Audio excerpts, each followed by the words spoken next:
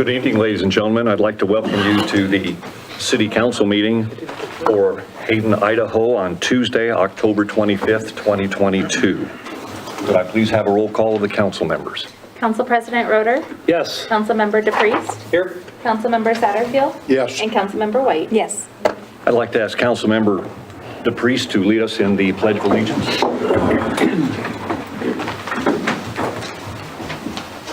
I pledge allegiance to the flag of the United States of America and to the republic for which it stands, one nation, under God, indivisible, with liberty and justice for all. Thank you, ladies and gentlemen.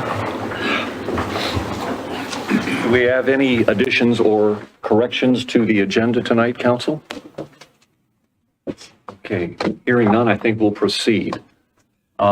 For those of you who are regular attendees, I'd like to let you know that as a result of the meeting yesterday with the sheriff and the mayor, I am almost completely hoarse tonight. So, and by the way, so is the sheriff. So I am going to ask our city clerk to read the consent calendar. The city of Hayden does many things during the week. It works 9 hours a day, 5 days a week. Some of the things that the city staff does requires approval or consent by the council.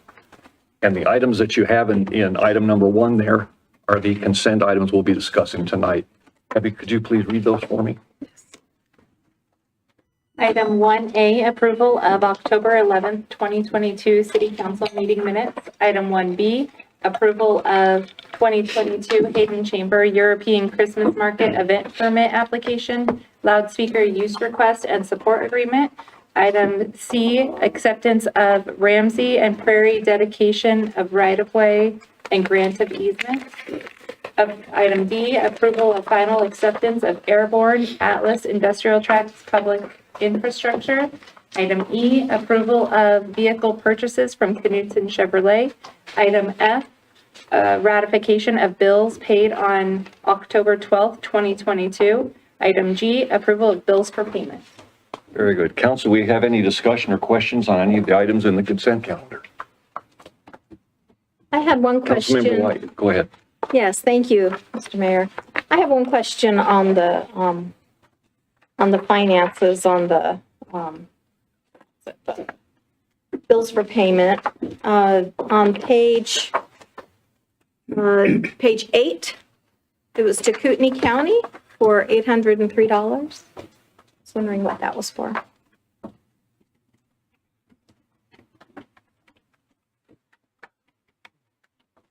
That is a settlement that we received on a past due utility billing account that had been certified to the county, so we're forwarding that money to the county to clear the certification. Okay, thank you. And because we have Andrea Fultz, the Executive Director of the Hayden Chamber of Commerce here this evening, I wonder if you wouldn't mind just standing up for a moment and giving a brief advertisement for the European Christmas market that you have coming up. I am Andrea Fultz, the President and CEO of the Hayden Chamber of Commerce, and this is our second annual outdoor European Christmas market. We thank you so much for letting us do it last year. We've made some improvements and a few more additions to this event that I've had listed here. Last year we had over 55 vendors. This year we have 120 vendors, including food and craft vendors. Made it possible the way we're doing our setup and our map. We've made that clear to you also. We will have help on hand for cleanup of garbage. We will have cadets there to help with parking and keeping people in one area, and also security on the Friday night. It will be December 2nd and 3rd, Friday night, Saturday day, and it will then coincide with the Christmas parade and tree lighting ceremony. We've made room for the tree lighting ceremony again this year, so there's plenty of room for the kids for choir and people to come in and mitigate in one area for the tree lighting, so we've kept room for that. And we've had it signed off by the fire, the Panhandle Health, and the Kootenai County Sheriffs, and we hope to even have Kootenai County Sheriff is going to possibly help keep an eye out for us that night on Friday night also in the area, so. Excellent. Thank you very much. Thanks. Appreciate that information. Do we have any additional comments or questions on the consent calendar? If none, I'd appreciate a motion to approve the consent calendar. So motion. Second. Have a motion and a second. Is there any further discussion? May I have a roll call vote, please, Abby? Councilmember White, Yes. Councilmember Satterfield, Yes. Council President Roder, Yes. Councilmember Dupree. Yes. Thank you. Motion passes. The second item we're going to have tonight is for visitor or public comment. If you would like to give any sort of a public comment, we would be happy to hear it now. I would appreciate it if there is a form at the back of the room there where you first came in, and if anyone has anything that they would like to say, please fill out that form, and we will be happy to recognize you. Do we have any? I have not received. We have not received any comment? Yes, sir.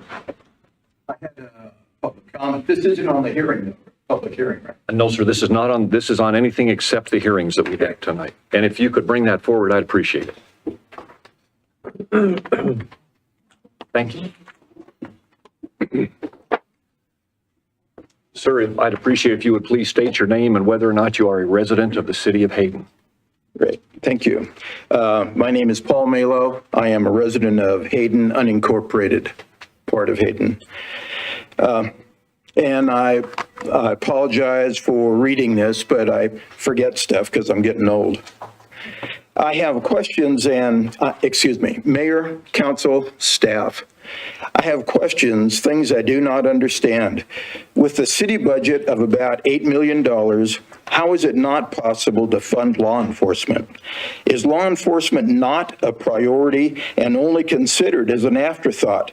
Or is it a political choice to force residents to choose a permanent tax increase? Elected officers who advocate tax increases usually do not get reelected.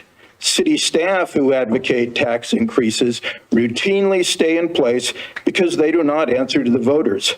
They are the professional experts who prepare and oversee the budget. I do not understand over $2 million in parks and recreation maintenance in the budget, but a law enforcement levy is required. If the parks budget item were put to a vote, or the choice between law enforcement and parks maintenance so that the public could choose rather than staff who appears to be unable to choose, that would be an element. Maybe a place for our children and grandchildren to play is more important than law enforcement. I am not a professional city planner, but I know what I would choose. In examining the need for law enforcement, one aspect is calls for service. In 2021, the Sheriff's Department received just over 1,000 calls from Hayden requesting help. Over 400 came from Honeysuckle Beach, the most from any Hayden area. The second highest area with requests for assistance was Walmart with over 300. These two locations comprise over 70% of the calls to the sheriff for help. This is not all the sheriff does for us, but it's a significant part. When the sheriff tells us we in Hayden should pay our fair share, is Walmart paying its fair share? The city of Hayden received less than $1,000 from Walmart for taxes. Urban Renewal received over $70,000. Will Walmart get this same tax increase if the levy passes? No, not until 2028 or until the Urban Renewal District closes. I do not believe the sheriff cares about the source of the funding, whether it comes from a levy or a fixed budget item. A set specific budget item would reduce the potential for another levy in a year or two. I have been told the funds of this levy will be dedicated to law enforcement, but the funds do go to the general fund. Where is the written designation of use? I do not understand the inability to manage this cost. This is not a new problem. There was a similar task force in 2018, led by many of the same people that reached the same conclusion. It was refused by the voters. Apparently, city staff response to the levy failure was inadequate because we see the same issue 3 years later. City staff does not answer to the voters and can and will continue their plans for growth of the city and revenue base and implementing Agenda 2030. City staff does not want the slow growth, but rather to increase city revenues through growth, and they tell us it's good for us. 80% of the residents of Hayden are in single-family dwellings and their owners, many elderly. The median income in Hayden is $53,000 per year, and clearly they are not the source of the need for growing support of law enforcement. Staff tells us growth is good for us, but first we must raise our taxes. The city staff live in Hayden. I know the city council is required to. Are they voting to increase their taxes? We know staff included a cost of living increase in the budget, but law enforcement needs a levy. The modest community we are trying to preserve is being changed. We struggle and strive. Our community is at risk. Mr. Malloy, you have 1 more minute. I'm done. Oh, thank you very much for your comment. Mayor, if I can ask for a point of clarification, I'm not sure I understand, what is the unincorporated part of Hayden that you live in? We are a slice between Hayden Lake and Hayden, and we are county. Okay, thank you. Do we have any other folks that would like to make a public comment tonight?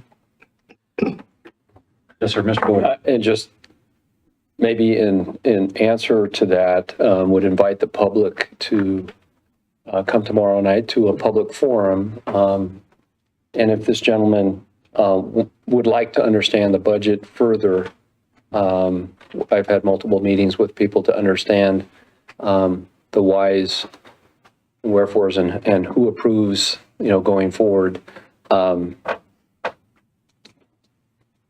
So that's open. If you want a discussion on the budget, you're welcome to come and look at it. The information on $2 million for parks, I'm not sure what you're referring to, but I think it's impact fees, and impact fees cannot be used for salaries or for the sheriff, if that's what you're referring to. But I'm very open to discussing the budget. And again, we'll provide some good information. Again, it's not advocating. We don't advocate for pro-con tomorrow night. It'll just be education and answering questions about this. 6 o'clock here tomorrow. Yes, Councilmember yes, Freeze. please. In regards to the comments, I guess, and Mr. Boyd, no? Is this, It's a public comment period only. Sorry, I was inviting to tomorrow come night. gather information for tomorrow night, or individually if you want to come talk to me. I'll go through the budget. we can discuss later in the, I'll get in comments and roundtable then. there you go. All right. Okay, there are no other folks who would like to make any public comments. We're going to move on to item 3, a board report. This evening, we have the opportunity to listen to the Coeur d'Alene Economic Development Corporation Jobs Plus.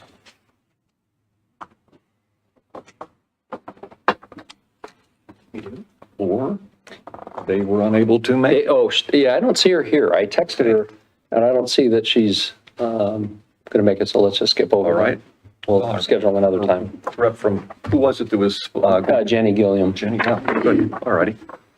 Okay, folks, we'll move on to the public hearing section of our meeting tonight. The first item that we have is the PZE 22-096, the Westbrook Zoning Development Agreement Termination Request. Yes, thank you.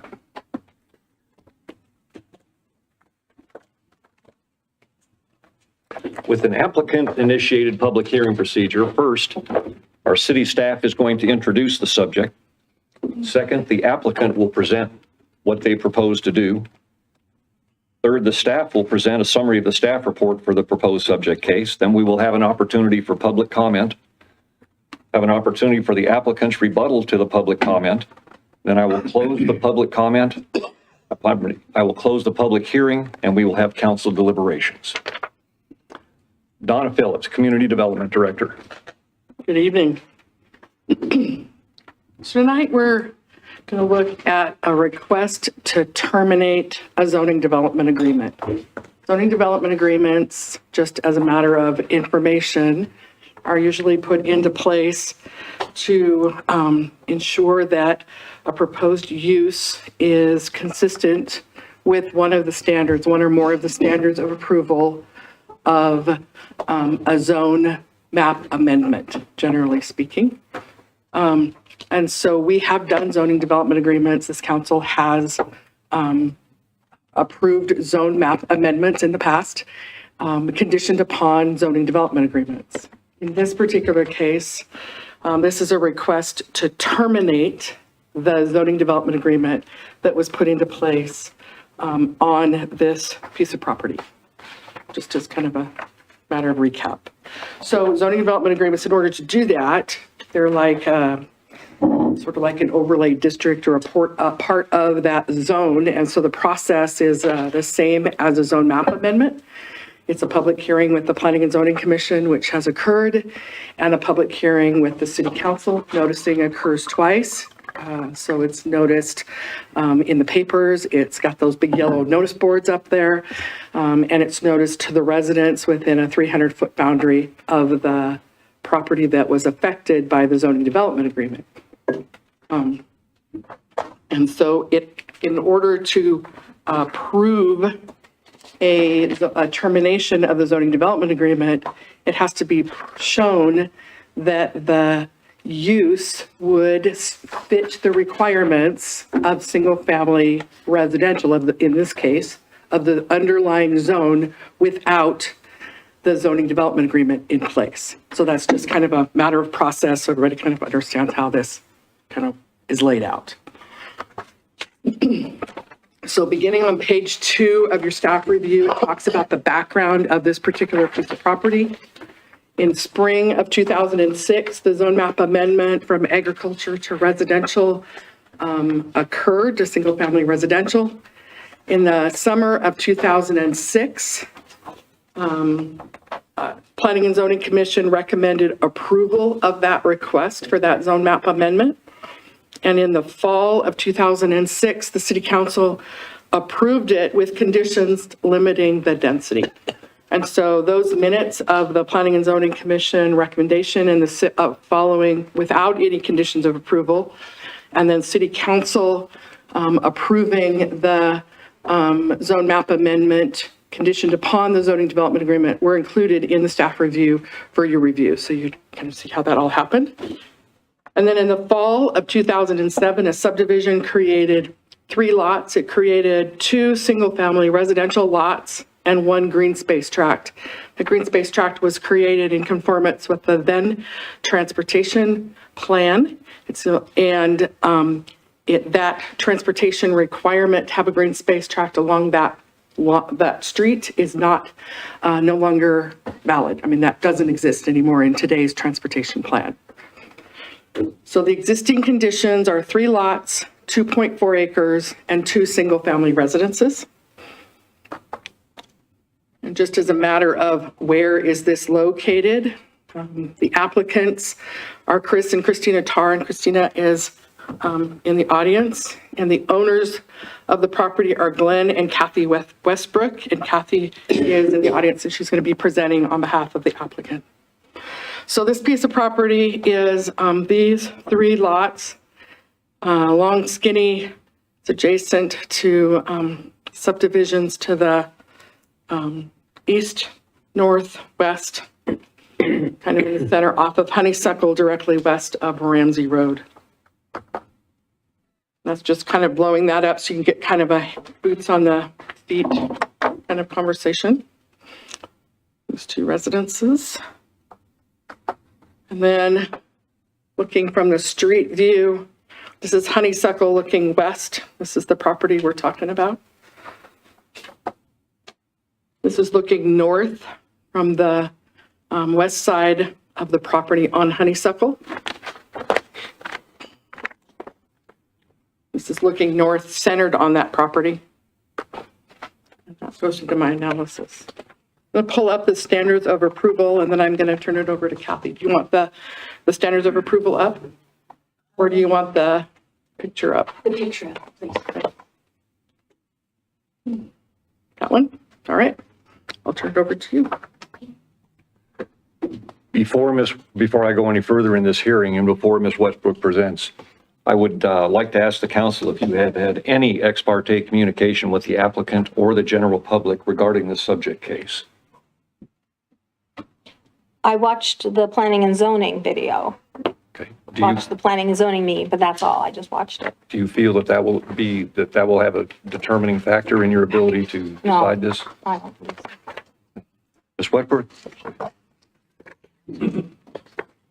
And just for clarification, watching the planning and zoning meeting is perfectly acceptable. That's generally part of the council packet and information that's available to them in preparation for the public hearing anyway, so that's okay. Ms. Westbrook, go ahead. Okay. Hi, I'm Kathy. As Donna said, we are trying to get the zoning development agreement terminated. Reason being, our daughter has a medical, excuse me. Our daughter has a medical condition that requires her to be close to trusted people that can help care for her while her husband is at work, and I'm that person. This condition will affect her for the rest. This condition will affect her for the rest of her life, worsening. Ms. Westbrook? Yes. We're friends here. I know, it's just, I get emotional talking about Understand. this with my daughter. You just go right ahead. This will affect her quality of life, and as such, has resulted in her receiving disability benefits. So we're seeking to be able to divide our property so that her and her husband can put up a home, and I will have close, immediate access to her as the need arises. Per the comprehensive plan, the goals and policies, which is on pages 8 through 11 of the comprehensive plan, the property is currently zoned single-family residential with medium density of up to 5 units. There's 1 unit or residence. Terminating the ZDA, the zoning development agreement, will not change the property zone. Terminating the ZDA will promote a greater choice and opportunity for our daughter and her husband to purchase 1/3 of an acre of our property, become homeowners, and remain extremely close for any and all needed assistance with her daily living. Per goal number 4, terminating the ZDA will allow us to further develop our land by providing for our disabled daughter. Goal number 8, our property is currently serviced by existing public facilities. Terminating the zoning development agreement will not change this.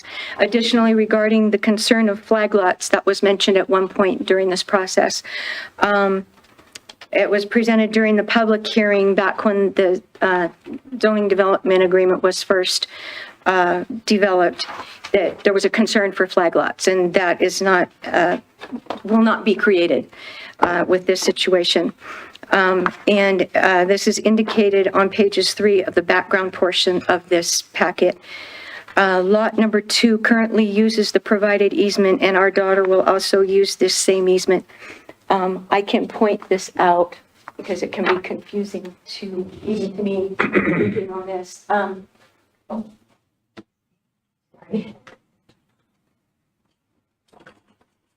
Okay, currently, so this is our home right here.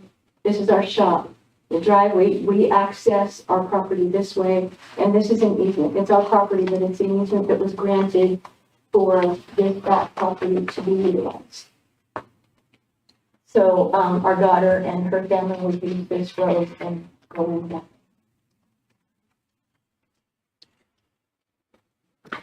Per goal number 16, the ZDA has created unnecessary limitations in our ability to use our property in the way we need to in order to adequately care for our daughter as needed while granting her the same opportunity to become a homeowner.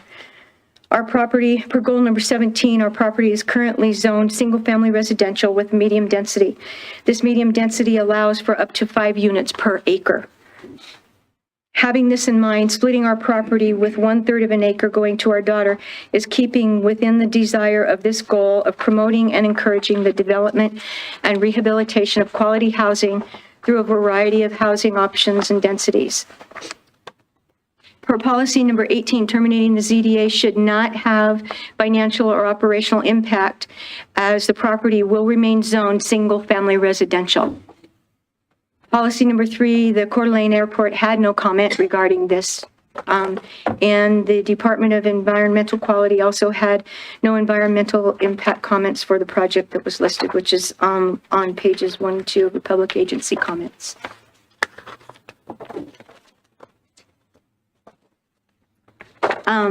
The zoning development agreement, we are seeking to, so that we would also be moving, right now, our property has 2 deeds. It's this lot here, and then it's also considered a lot. So we're seeking to move this back so that it's all in cumulative acreage as opposed to 2 lots with 2 deeds, which is why Don mentioned there's a total of 3 lots because this is unusual.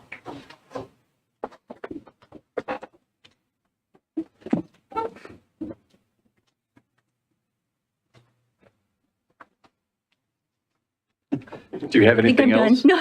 Okay. If you don't, then we'll have, Can we ask You some can ask. questions? certainly. Yes, thank you for being here, and sometimes it's not the easiest thing to be up at that podium, so I appreciate you being here, thank you. Where I'm a little confused about, this does not change the zoning, because it was R1, it's going to maintain R1. Correct. So what is the restrictions that you currently have that you can't do what you want? So what is the restrictions that you can't just keep it the way it is? Because per the zoning development agreement, there could only be technically 2 lots, which is our lot, consisting of 2 lots, which is, so technically it should be this lot and Travis's lot, our back neighbor. That's what the zoning development agreement allows. This was supposed to be a totally separate, because originally it was going to be developed into something else for previous owners, the Drapers. So they, for whatever reason, had the zoning development agreement drawn up. So now with your request, it removes the restriction. What does it allow you to do? It allows us to move our property line back to here and incorporate this into one whole unit and then divide the property so that there would now be 1, 2, and 3 lots. Still 3 lots, but just differently proportioned. So in essence, it's moving those boundaries to allow you to do what you want. Yes, this one right here. Thank you. Did you have a question? I guess just a little, I think I understand, but maybe we can confirm that the little narrow rectangle at the bottom, Yes, you want to eliminate it, yes. move it down, and then there would be 2 lots. You're not related to the top lot there on the north? No. Okay. That's our So we're back, really just talking about your lot. You want to split that lot so you can build a home for your daughter. on the back portion, Back lot. correct, yes. Okay, yeah. Councilmember White? Yes. I appreciate that you want to help your daughter. Thank you. That's great. I like families being together. So I was just wondering, out of curiosity, would an accessory dwelling unit fit back there and serve the same purpose? It wouldn't be big enough, and it can only be up to 1,000 square feet. Okay. We did consider that at one point, instead of having to go through all of this, but it wouldn't be functional. Right now, where our house is small for just my husband and myself. Okay. What size house are you thinking of back there? I'm not sure exactly the square footage that they're looking at. That's Okay. I'm sure that has nothing to do. that's okay, no. Thank you. Mhm. That's all. Councilmember Satterfield? I don't have any questions. Mr. Westbrook, I have a question for you. Would lifting the zoning development agreement also lift it for your neighbor to the north? or would it just lift it for your property? It would lift it for the Yeah, whole, for the whole, It would lift it for the entire parcel. right, because it pertains to both properties. However, Travis, I don't know his last name, I just know him by Travis. He is fully aware and been noticed, and he has no intention of, he actually can't because of the way he would have to totally demolish his brand-new built home and everything, and he has no intention of that. All right. And the, how large is your lot there with the two parcels together? Well, right now, just our lot, not including the little skinny The little portion, 30 2.4 acres. Is how, I'm sorry? 2.4 acres. 2.4. Yeah, if And we then plus that include, 30-foot strip across the bottom would be correct, a little bit correct, more. yeah. So if we include that, then we would have more Okay. space. All right. Good enough. Thank you. That's all the questions I have. Council members, any other questions at this time? Okay. Thank you, Ms. Westbrook. Donna, would you care to summarize your staff report for us?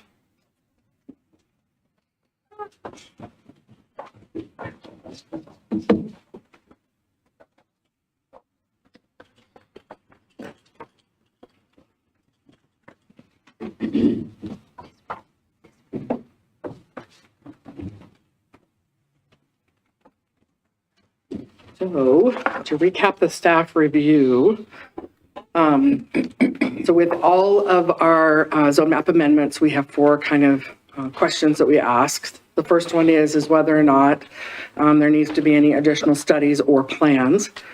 Since the 2040 comprehensive plan shows this property as single-family residential and all of the plans were based on that, and they want to kind of revert it back to that single-family residential, staff didn't believe that there would need to be any additional studies or plans for that request. The second is that the city council may impose conditions. And since there were conditions that were imposed previously, and we're trying to actually remove those conditions, we didn't believe that there were any additional conditions that would need to be proposed at this time. Neither did the Planning and Zoning Commission. And so then the amendment to the zoning map and zone text shall be in accordance with the future land use map and the goals and policies found in the Hayden Comprehensive Plan. That is the future land use map, and it is in a sea of single-family residential. So the comprehensive plan defines single-family residential as a land use type that represents the classic Hayden neighborhood where single-family homes dominate and densities are low, typically ranging from 3 to 4 units per acre. Accessory dwelling units are permitted, but two-family dwellings and other types of missing middle housing are not. And land use regulations need to be applied in ways that respect public needs, minimize conflicts with nearby land uses, and protect the private property rights of landowners. Everybody's phone's buzzing. I think that Mrs. Westbrook covered the goals and policies that are in the staff review pretty well in her narrative that she provided. But just as a recap, goal number 3 gives you that mixture of balanced land use types, densities, and housing types, ensuring that future character of the community.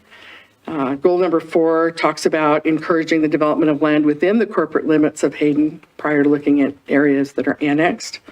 Goal 8 talks about ensuring the development can be served by existing public facilities, and those all exist either in Honeysuckle or in that private easement to the back property. Goal 12 is to establish that balance between jobs and housing. Goal 16 talks about private property rights and both those of the person with the application as well as the neighbors. And goal 17 talks about promoting and encouraging the development and rehabilitation of quality housing through a variety of housing options and densities. Policy 2 talks about fiscally responsible and supplying adequate transportation, utilities, and those unnecessary infrastructure. Policy 18, again, minimizing the financial and operational impacts resulting from road improvements. So there are no additional road improvements with this request. Those are already in and were put in as part of the Draper's Acres subdivision. And policy 23 just talks about ensuring land use and zoning compatibility related to the development occurring in close proximity to Coeur d'Alene Airport. So this project did have an navigation easement as part of the Draper's Acres subdivision. So we did want to make note that it was being addressed and they were noticed as well. And then standard number 4 identifies that it needs to be consistent with the zone designation. Should that zoning development agreement be removed, will this property still meet those requirements? And so the purpose of that is the residential R1 zone is established in 2006. The purpose was, that the residential R1 zone was established to protect stable neighborhoods of single-family dwellings on smaller lots. And today that definition is the single-family residential zone provides for the classic Hayden neighborhood. Single-family homes on smaller lots are permitted. Accessory dwelling units are permitted, but two-family dwellings are not. So there it is on a zone map today. When this came forward, it's got brown on there. When this came forward as a request, we were still under the zone map as it existed prior to the zone map amendment citywide. So ignore the browns that are up there.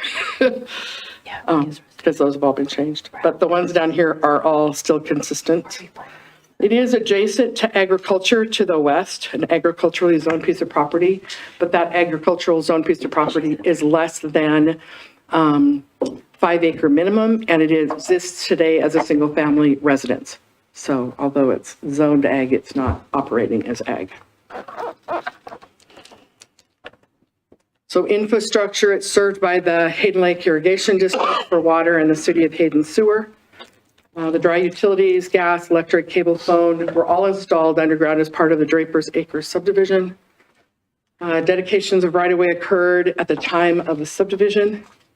And turnaround and parking provided, meeting Northern Lakes Fire Protection District and city requirements were completed as part of the building permit to the north. That met all of those requirements at that time. So we noticed the public agency and we sent public comments. So the Coeur d'Alene Airport had no comments and requested a navigation easement, which they actually own, but we're helping them with those things. Idaho Department of Environmental Quality had no environmental impact comments. Hayden Lake Irrigation District supported the termination and identified items required at the time of future development. And then public comments were received 2 opposed, and they were attached to the memo and in your packets to the Planning and Zoning Commission. And there were no additional public comments as a result of noticing for this City Council public hearing. The Planning and Zoning Commission recommended approval of the request to terminate the zoning development agreement, therefore leaving the property as single-family residential R1. Those are the standards of approval, should we need to leave them up during the public comment. And the City Council may approve or deny the request to terminate the zoning development agreement. Questions for me? Council members, are there any questions of Don at this point? Could you put yes, please, I guess. Can you put the map of the area up there? I'm looking for Fitzhugh Drive Well, let's see. in relationship to this property. There, the 2 This is comments, Fitzhugh. that's Fitzhugh.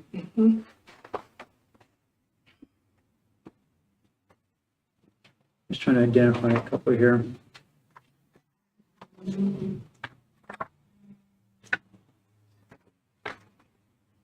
Okay, thank you. Yes, I was looking at the 2 objections. They're on Fitzhugh there. I can see their addresses. Were there objections addressed about the barn and the trucks? Barn and the truck. Well, it says, I don't have them in front of me, so. okay.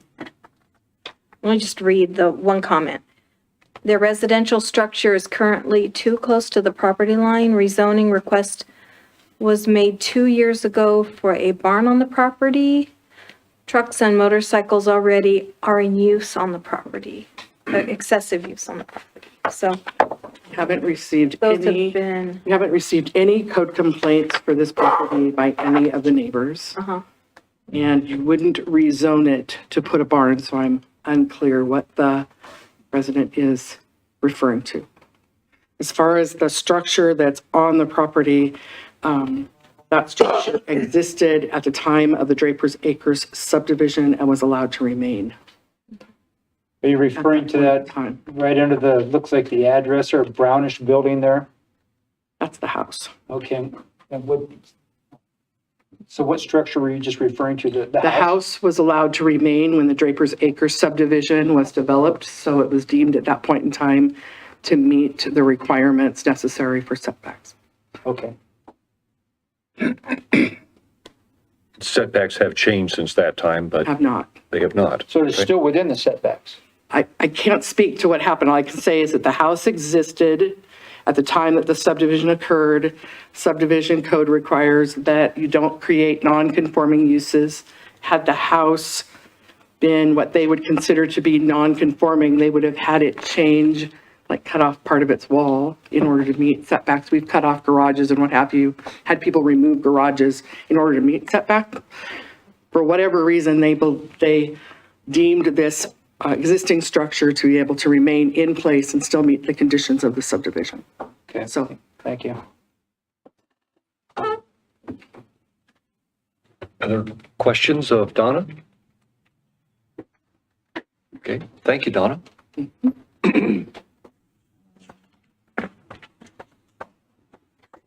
We are now prepared to listen to any public comment that there may be. Any commenter needs to fill out that public comment form at the back of the room. And we will be calling on commenters in the order of support, uncommitted, and opposed to the case. And the commenters need to testify at the podium and speak to the council and not the audience. At this point, we have received no comments, no comment cards. If anyone would like to, Mr. Mayor, can you just verify that there isn't anybody online that would like to speak? thank you very much. Is there anyone online that would wish to make a public comment?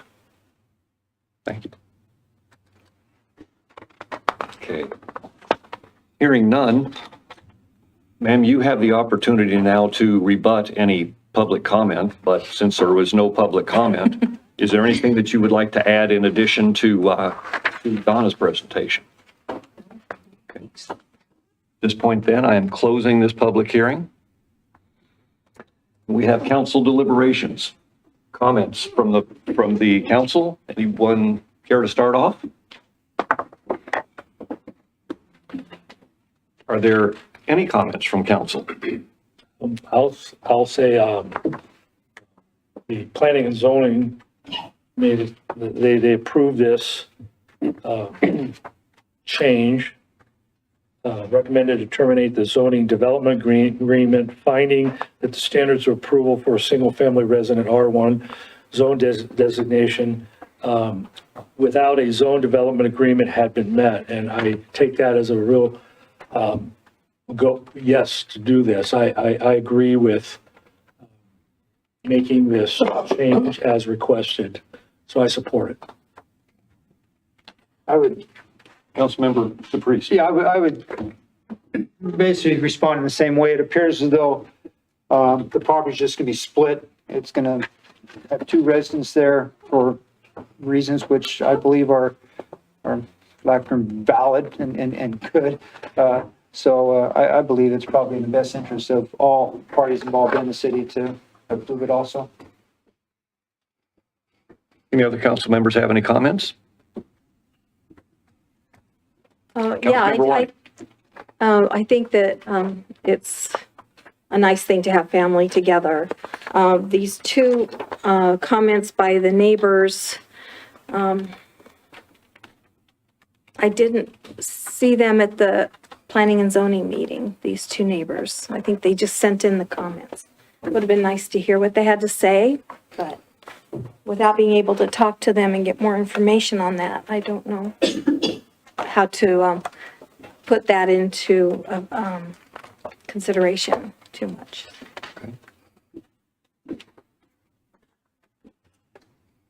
Hearing, It's just the right thing to do. okay. Hearing no other comments, I would entertain a motion from council to approve, deny, or to approve or deny the zone development agreement. I make a motion to approve the zone amendment. Do I hear a second? Second. Do we have any further discussion from council members regarding this issue? Hearing none, roll call vote, please, Abby.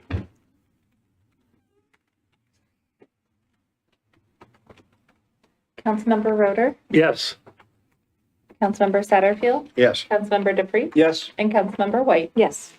Motion passes. Ms. Westbrook, you had your zone development agreement gone, and Thank we you all all very wish you much. the very best. Thank you. On to item B, Madison Capital. I'm sorry, Donna, go ahead. Just one quick second. Certainly. Scott, did you email me a different presentation than what Mr. Kurtz emailed to me? Okay, can we just take a 3-minute, because I was in meetings all afternoon and didn't get the second presentation loaded and I can't do it from down here. Of course. Thank you. Do we have a recess? We have a recess. We have a 5-minute recess. Sounds good.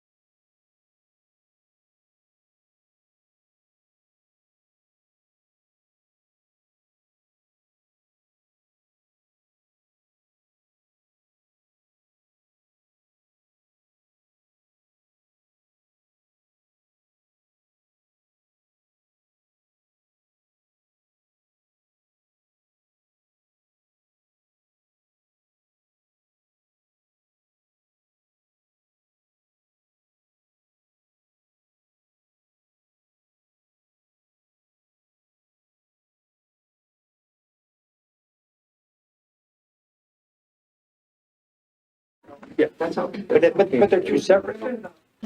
They're two separate. There's a zoning and the subdivision. We are back from our recess, and we are ready to begin for our next public hearing. This is for Madison Capital LLC. This is again a public hearing.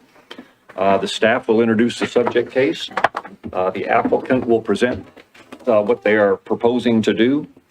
Then the staff will present the summary of the staff report. We'll have an opportunity for public comment, and then the applicant's rebuttal to public comment. The public hearing will then be closed, and we will have council deliberations. Donna, it's all yours. Thank you for that little quick recess. I apologize. And Donna, before we start, I need to ask council, have any of you had any ex parte communication with the applicant or the general public regarding this subject case? No. Thank you very much. Go ahead.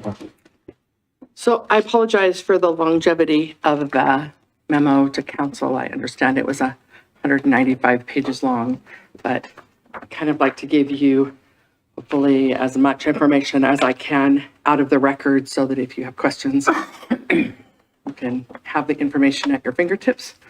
And as always, I'm always available to give a call if something is confusing when you're reading it. Tonight, we're going to look at this and we're going to do kind of a single review of both of these since they're kind of intertwined, but they're separate decisions. So tonight, we're looking at the Madison Capital Zone Map Amendment, and we're looking at the Madison Ranch Phased Subdivision.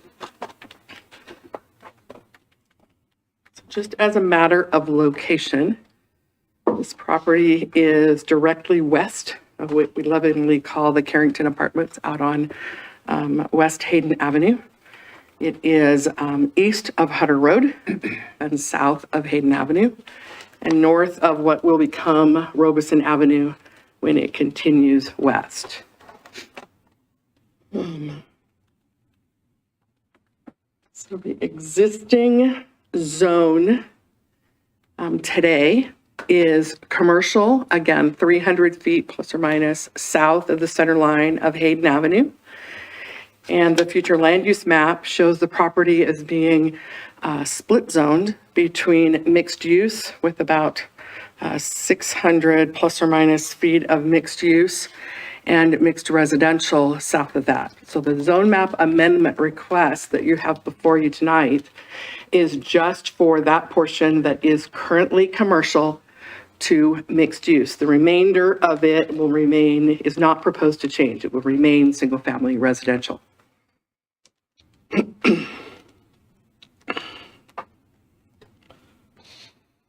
Just as some background, the property was annexed in 2013 with a density restriction of 4 dwelling units per acre, or specific to this site of about 18 acres. 18 times 4 is 72 dwelling units. So by their annexation agreement, that's the maximum number of dwelling units that they could get to in any configuration. Should the zone map amendment request and the phased subdivision request be approved and all single-family lots within the subdivision be approved as the preliminary plat is drafted, and mixed-use design standards are met, then a possible, and I do use this term possible, and a possible breakdown could include no more than 72 dwelling units, or possibly 42 single-family residential lots and 30 multifamily dwelling units. So again, that's all based on the preliminary plat as it's proposed, and should the mixed-use zone map amendment be approved. There's no way to go above what was approved in their annexation agreement unless they were to bring forth an annexation amendment, which they are not doing as of this meeting. Donna, excuse me. You back that up? Asterisk, this breakdown may change based on the conclusions of the items identified above. Example, or maybe, what do you? So today they're asking for mixed use, and they have lots in the subdivision that are, a few of them are sizably larger than the minimum lot size allowed in the R1 zone. So if the mixed use isn't approved, then they can't put any residential in a commercial zone because commercial doesn't allow for residential. So they could shrink up there and reconfigure potentially their subdivision request and amend their subdivision request to get more lots than the 42 that are showing up on their preliminary plat today. So this is totally based on kind of, if this, then that kind of conversation. I don't want you to get in granite when you're looking at the zone change and say, okay, they get 30 here and they get 42 here. The zone change simply allows for them to do commercial and multifamily, or just all commercial, in the mixed use, should it be approved, and then residential single family in the remainder, but they might have less and more. It just depends on how much they can fit where they can fit it. But no more than 72, But no more than no 70, matter what happens. no matter what happens. So their density restriction remains in place based on their annexation agreement, Correct, irrespective of Okay, which way thank this you. goes. correct. Okay. All right.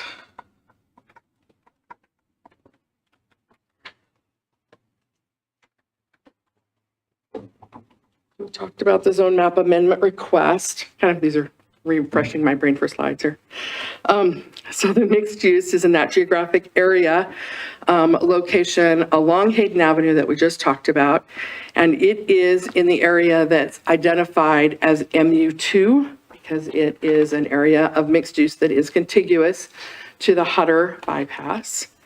And the zone code text amendment that was recently approved by the council identifies that if an applicant is requesting to go to mixed use, and if their request is also to include multifamily, that the only way that they could get to that multifamily is to enter into a zoning development agreement, which they agree to and is part of their request here.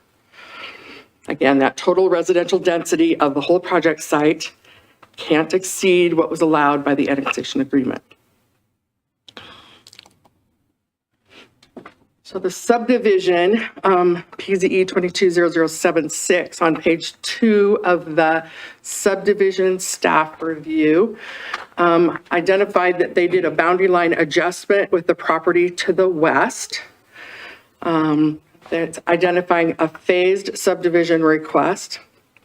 It identifies a mixed-use site to include both commercial and multifamily. Has to include that commercial footprint because of its proximity to a signalized intersection. Whether it was a roundabout or a signal, as long as it's got that kind of an intersection in it, we required the applicant of a mixed-use site to have 10% of the ground floor as commercial within that area. It's also proposing 42 residential single-family lots in phases based on sewer availability, and we'll discuss that more when we get into the subdivision piece. And then this is a proposed plat, and I know it's kind of rotated, so everybody turn their head. This is north, and it's just a conceptual thing about the zone change. Identifies, or the subdivision identifies specific layout of that mixed use piece because we're still trying to figure out how to meet the design standards and configuration, just as a concept. One more elephant in the room is that the areas that are in white lots and the area just south of Hayden Avenue, those are all in the H7 sewer basin. And the ones that are in kind of gray, I believe, Scott will correct me if I'm wrong when he gets up, are in the H8 sewer basin. About the last 5 pages of your staff review was the sewer analysis that was a condition of the recommendation of planning and zoning. And that's why tonight's meeting is a public hearing and not a public meeting, is so that that sewer analysis could be included in your review at the time of the subdivision. All right. So let's see if I have some intros in here somewhere. No. So I'm going to turn it over to Scott. And Scott Kurtz is here. Keep her on the I think I saw Kiefer. Okay. Can I Kiefer ask a is question? on as well, and Scott MacArthur is here to present too. Yes. My understanding, I think you said it, is that staff says there's two different sewer basins that are, divide the property somehow, but then the applicant disagrees with that. Can you explain that a little bit more? So in the Hayden Sewer Master Plan that was approved, each sewer basin is based on a geographic area that sewer basin is believed to be able to serve. And that line happens to run through the middle of this piece of property. The basin is not entirely built or, built out, but it is modeled as a certain density or a certain amount of flow that would go into that basin. And so based on that information, staff believed that we needed to follow the sewer master plan and maintain the basin lines where the basin lines were. And at the Planning and Zoning Commission meeting, the public hearing, the applicant requested an analysis to review that, which is provided in your packet, to address those concerns from our third-party consultant, which is JUB, who does our modeling. And Alan is here above and beyond that. He's the guy. So I want to understand this is that the reason why this is an issue is that one of the basins is not up and running? Is that? Correct. The H8 basin isn't complete. So we couldn't serve, if what we believe, when the city staff believes is true, is that it is in a separate basin that is not up and running, then they can't do what they want with this development. Is that true? Well, that's not entirely true. We would treat it as a phased subdivision. They could still construct things that are in the H7 basin because it exists today. Can you show me where those two are separated? Do you have a? Pretty much the gray hashed ones are in the future H8 basin, plus or minus. Okay, so then, but their consultant or their sewer, was it basin engineer? Their opinion is all in one basin? Is that what they're Their saying? opinion is that they could gravity flow that whole subdivision to the H7 basin, and they believe that their flow from that area shouldn't be a huge impact on the H7, so the H7 lift station should be able to accommodate those additional few lots. So do we agree or disagree with their sewer analysis? When we issued the will serve letter, it was identified that it was two basins and that they would have to participate or develop the southern basin in order to serve the south half. They're basically requesting the ability to put that into the H7 instead of participating or building the H8 sewer basin. I think the report, the final conclusion is that does add impacts to the H7 basin. We don't have the capacity long-term without making some modifications. And so that's what the conclusion of that report is. And I think, and the staff at the time did not support that. So we're in disagreement, staff and the applicant. I don't know if it's a disagreement or they're requesting reconsideration. But we still disagree with their sewer engineers. I haven't seen it, so they brought the presentation just. So we don't know what that is. Well, we're going to see it here shortly, I think. Sorry. All right, thank you. I just want to be clear where we're at on this. Okay. That helped a lot. Good evening, council, mayor, staff. Scott MacArthur, MacArthur Engineering, PO Box 2488, Post Falls 83877. Here tonight on behalf of Madison Capital to discuss two concurrent projects, one being our zone map amendment and the second being the Madison Ranch subdivision. Mr. Ritter, you got way too far ahead of us on the sewer. Now I don't have anything to say. I'm just kidding. You know me better than that. So we have the zone map amendment request. A couple years ago, I represented the property owner prior to Madison Capital taking this over, requesting commercial frontage that existed on the property, and then the commercial be rezoned to his property to the west of this parcel.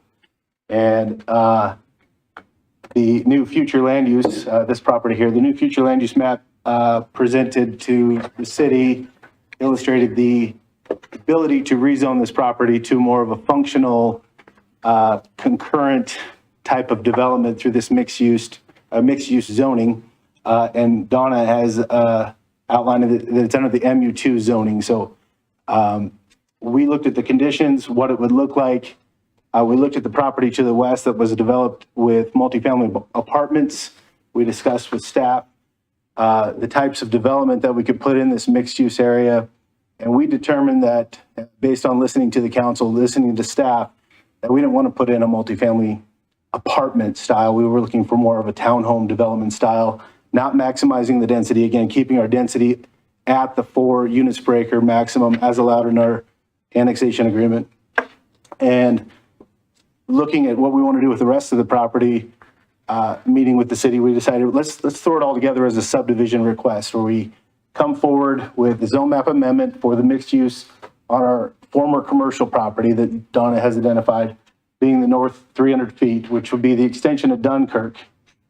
You can see that Dunkirk here on the property to the east, essentially extension through our property to the parcel to our west. Everything to the north is proposed as your mixed use development, or zoning development, excuse me. And then everything south of that line would be under your single family zoning, which is consistent with what we have today. The request comes because we brought forward the request to increase the density of this property to council some time ago, earlier this year. And we were denied. And so we had to conform to that density requirement and to the mixed use requirement and to the single family requirement. Therefore, as Donna mentioned, we have several single family residential lots in our development that are much larger than the minimum 8,250 square foot lots, but still meeting that, again, 4 units per acre development. So again, here's that line here, and I wanted to point that out.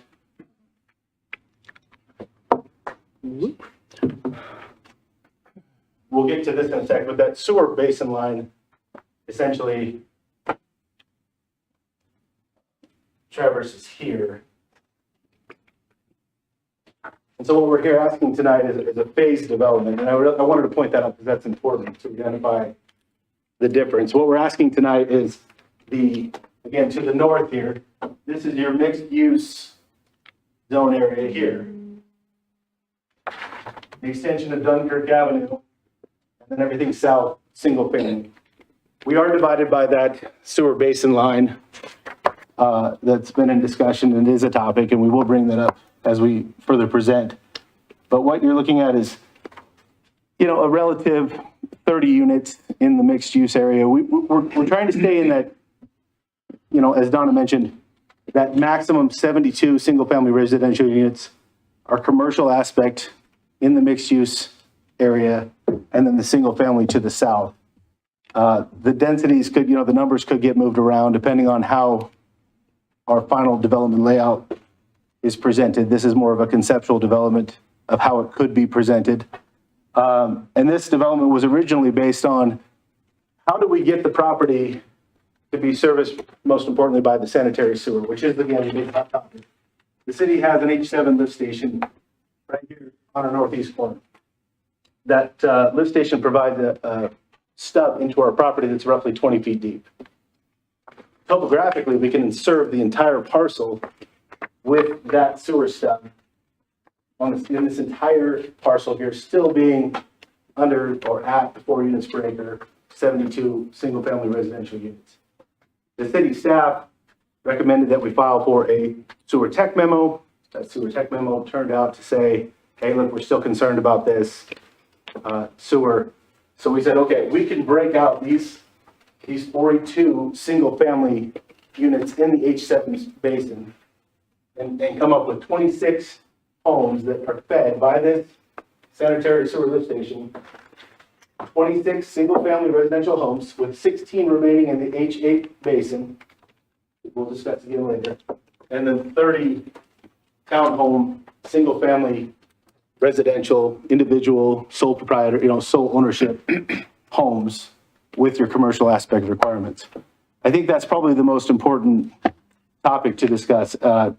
Utilities, again, sewer, we've shown that it works for the entire parcel.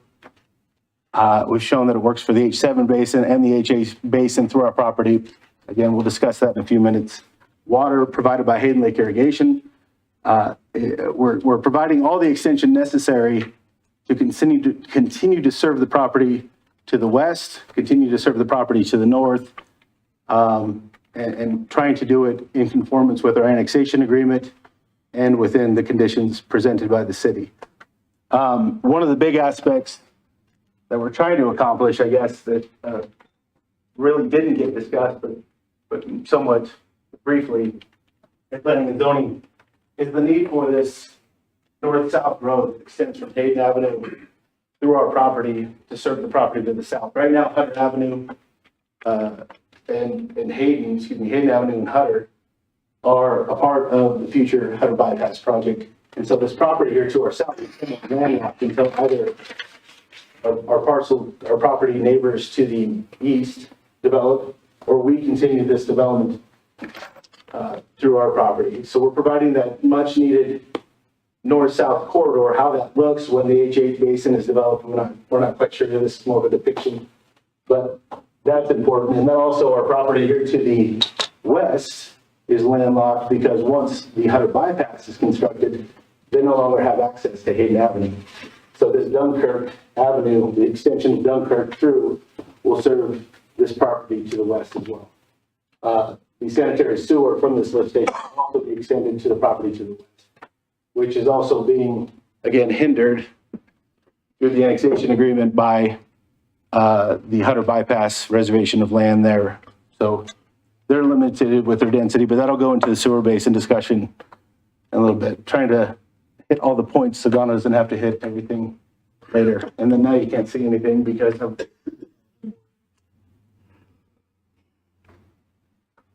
So that line that was up on the map, and you don't have to put it back up there, the one you're erasing right now, everything to the left of that would be into the H8 sewer, and everything to the right, including the multifamily along Hayden Avenue, would go into the H7, which is, according to our staff, acceptable right now. correct. Okay, thank you.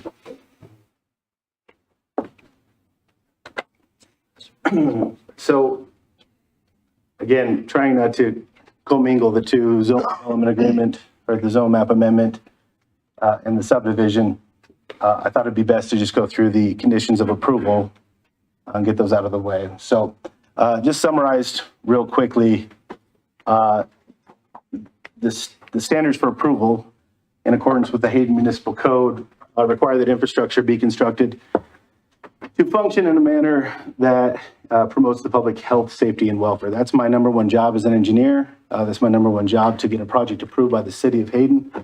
And with this development, we conceptually shown that this development can meet those requirements. Infrastructure can be constructed and located in an orderly manner that accommodates ongoing maintenance needs when taking into consideration co-location of other infrastructure. So we provided public rights-of-way, the extension of much-needed utilities and roadways to serve not just our property, but properties surrounding our development, our proposed development. Infrastructure will be in compliance with applicable city, state, and federal policies and regulations. Water supply, again, provided by Hayden Lake Irrigation. We have a will serve. We've been annexed into their district, and we're providing the extensions through our development to serve parcels around us. Sanitary sewer provided by Harbs and the city. Again, we're working through that basin discussion. Snow storage, that's a hot topic that comes up a lot City of Hayden has requirements for snow storage in areas that other cities don't require. So one of our jobs through this design process was to allocate areas that functioned when we're not dealing with snow. We're dealing with, your standard daily use. And then also wintertime, we have much needed areas for snow storage that are not knuckles or cul-de-sacs or piled up in somebody's front yard. So we are addressing that. And I think we do a good job in working with city staff to find those unique areas to make that work. So I just wanted to point that out, that's always at the forefront of discussion with your staff, and we intend to be a part of that. So again, stormwater, street side swales, management of the stormwater conveyance system, that's a very hot topic in this in the North Idaho area, and we intend to be in full compliance with city requirements. We're providing public streets and rights of way that provide not just vehicle access, but safe pedestrian access. There is a future school planned to the south and east of this property, and part of that requires a pathway that we've laid out with city staff through this development, and how that'll be extended to collect pedestrian traffic that utilizing Hayden and utilizing our north-south corridor to get to that school safely. And then parks and open space, then those get addressed with impact fees, and there's no parks identified in this specific region of our property here. So provisions have been made for erosion control and geohazard stabilization. Another hot topic, Idaho best management practices are implemented with all our construction projects, and their oversight and inspection are provided through engineering firms and by the city as well. Provisions have been made for gas power telecommunications, mailbox, similar infrastructure. Again, those are all construction-based standards that are required to be implemented for the development of the property for plan approval. Provisions have been made for driveway locations. We've worked with city staff to identify the biggest and best use of the property. Having a north-south road that is served with driveways and being still safe for vehicle and pedestrian access is always above and beyond the health, public safety, and welfare. So we've identified a safe means of travel from Hayden Avenue for vehicles and pedestrians with the use of driveways on what we're calling this Downing Lane, which is the north-south road you see traversing through the property. The area proposed for the subdivision is zoned for the proposed use, and use conforms. So again, we're conforming to the density requirements, and the rezone of that commercial property will be consistent with the surrounding land uses, and again, consistent with the future land use map. So while the zone is not currently in place, the request for the zone map amendment is in conformance with the future land use map, and it does provide us with that density that is permitted through our annexation agreement. The developers made adequate plans to ensure the community will bear no more than its fair share of costs to provide services, paying fees, furnishing land. And again, that's always a development requirement that takes into consideration what could be requested, and then settling on what's our maximum density, what makes sense financially and is functional for not just the development, but for the city to own and maintain the rights of way in the future. The staff recommended subdivision conditions of approval, and you have those in your staff report. The developer shall be required to reflect all necessary permanent dedications, easements on the face of the plat. Standard condition that goes with most developments with respect to grading, utilities, rights of way, access, tracks. What are those dedications used for? It gets all specified on the platting of the property. So it's a pretty standard condition of approval. All permits from the outside agencies shall be obtained prior to construction of any future development or building permit. Again, the city does a great job of making sure that those outside agencies and dry utilities and everybody's involved with that development before we get to the pre-construction meeting. And then we all sit down together and say, here's our schedule, here's who's involved, here's who is doing what, as far as our construction improvement agreement goes. This approval shall run with the land for the term approved herein. Again, the approval of any city for any project, commercial, residential development, always has, conditions and approvals, and those run typically with the land The duration always varies, but it's specified in the development agreement. All lots shall be accessed from the internal roads of the subdivision. No lot shall have any form of access to Hayden Avenue, and that again is a key. We're trying to limit access to Hayden Avenue to improve that east-west connection of Hayden Avenue to from the city of Hayden. So it's important to not have direct vehicle access other than the public right-of-way of what we're proposing as Downing Lane. The construction plan submittal shall include requirements as identified in Hayden City Code. Hayden Avenue right-of-way is identified as a minor arterial, so the improvements will be made in accordance with that. There was a boundary line adjustment again that was performed between the property to the west and our parcel. And the city has adopted a code that requires that in the event those parcels subdivide or have a land use change, both parcels must be improved at that time. And so with this development, you'll not only get the frontage improvements for this property, but you'll also get the frontage improvements for the property to the west, which I think is essential when you look at how developments take place and you get that zigzag development. When all the properties aren't developing at the same time, you get the piecemeal together, which I think it's important to look at and make sure that that's concurrent and it functions as one piece, as this is the entry into the city of Hayden. Downing Lane is the right-of-way, is identified as a local street collector. That's our north-south road that traverses through our development, serving the property to the south and providing that essential future school access out to Hayden Avenue. Dunkirk, again, is that east-west road that is extended from behind the Viking apartments, be extended through our property and to the parcel to the west, which does not have access or will not be granted a permitted access directly to Hayden Avenue. So its point of access will be through the development of this property.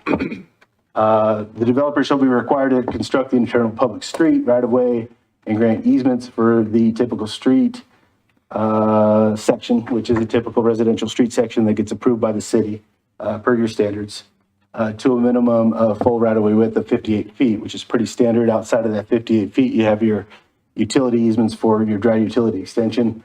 And then you have your erosion control measures that need to be identified on the construction plans. Again, all construction plans have that, are required to have the best management practices identified. The developer shall use the city of Hayden sanitary sewer system. Again, we've discussed that and we'll continue to discuss that after these conditions are brought into the record. The U.S. Postal Service shall be consulted. We consult the Hayden U.S. Postal Postmaster, on all the mailbox locations. We want to make sure that those delivering the mail are safe, but also the people that are going to pick up their mail are safe at these cluster boxes. That's a very important letter that we obtained from the postmaster that just tells the city, hey, we looked at this, we agree with the proposed mailbox locations, keeps the city safe, keeps those using the mailbox safe. Note should be included in the landscape plans to identify dry grass mix shall be applied to the individual lots constructed. And the irrigation, the hydroseeding installation in the irrigation system required landscaping. So basically they're saying the city wants us to seed any disturbed areas so that it doesn't become a dust bowl and that you get your dryland mixed growth. This has become a pretty common practice that as development is implemented, lots are left bare until homes are constructed. And so the city has this requirement for any open space areas that are not immediately developed with either an impervious surface, road, driveway, et cetera, or a home. So the swales are being proposed within the project within tracts. They'll be owned by the homeowners association. That's a discussion item we have with the city staff. We do not want the city to have to own or maintain any tracts that have common swale, stormwater swale retention areas or treatment areas. So our association will have individual meters that will irrigate the landscaping in those areas, and those will be owned and maintained by the association. Street frontage landscaping along all street frontages will be included in the landscape area plan. Again, landscape plans are required to be submitted with the construction improvement plans, so those will be completed at that time. Road designs are in accordance with city Hayden transportation policies. The intersection spacing, those requirements, again, have all been implemented into the layout that we proposed, again, conceptually, but it functions and it meets those requirements of city staff as far as intersection spacing, right-of-way width, access extension. The attachments, the email was received in support of the current roadway layout of the subdivision. This basically just talks about how the functionality of this development is consistent with those developments that are proposed surrounding our property, and how we provide those necessary utility and public right-of-way extensions to serve those properties. The sites shall be reviewed under a separate permit and not a part of the subdivision construction plan approval. Again, our proposed mixed-use zone property will be submitted as a separate site plan. So essentially, the development being proposed at this time would be 43 lots, being 42 single-family lots through a phased development, 26 in the H7, 16 in the H8, and then one mixed-use property that'll be developed under a separate site plan for the purposes of providing a condo plat overlay on those townhomes that are being proposed. No development shall be allowed in the area of the subdivision, and again, identified within the H8 basin. We'll discuss that a little bit further, but that layout that we provided illustrates how we would phase this development so that the H7 basin has the density, has the division, and I believe the city staff is in full support of what is proposed for that division line. Zone change standards of approval. The commission shall consider the existing zoning district regulations and may recommend approval, conditional approval, modification, or denial of the proposed request. We've met with staff and discussed this, and again, the future land use map identifies this area as mixed use. The staff is identifying mixed use 2, MU2, and they find no additional studies are necessary. They have no objection to the request as per your staff report. City council may impose conditions upon rezoning where such conditions are required to ensure the proposed use of the area is consistent with community needs, public health, safety, and welfare. The planning commission may recommend conditions upon rezoning for the city council's consideration. So the property is located in the mixed-use zoning designation under the future land use map, subcategory MU2. Planning and zoning agreed that it was a good fit for the property and it would serve the area better than just a commercial zone piece of property with that limited access being one point of ingress egress essentially to Hayden Avenue and the surrounding infrastructure. The amendments to the zoning map and zone text should be in accordance with future land use map goals and policies. Again, the future land use map shows this as MU2.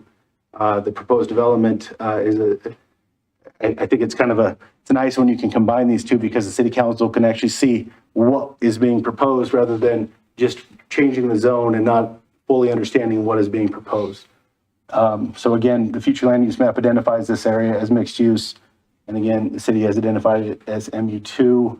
Our proposed development that we've shown you is conceptual, but meets those requirements for the MU2 zoning with that live work type community with the 10% requirement due to the intersection spacing of 250 feet.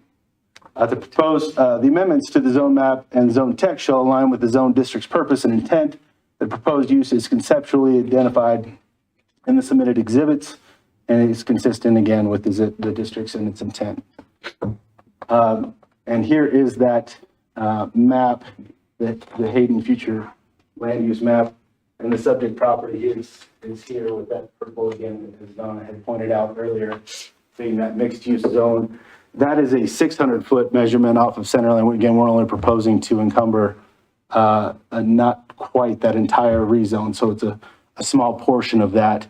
Again, the property to our east was developed with apartments, roughly 144 apartments under a special use permit. So we don't foresee them or having any need to ask for a rezone request. And the property to the west is zoned entirely commercial, and I work with that client as well, and the intent for that property is entirely commercial. So, so with that, I'll turn it over to Mr. Kurtz, Madison Capital, and for him to discuss his presentation.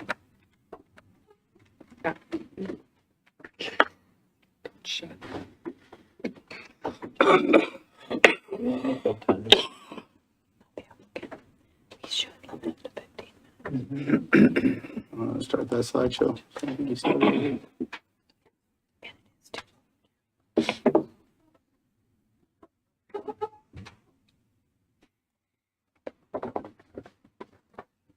you. Good evening, everyone. My name is Scott Kurtz. My company is Madison Capital. I both live and work out of Park Drive right here in Coeur d'Alene.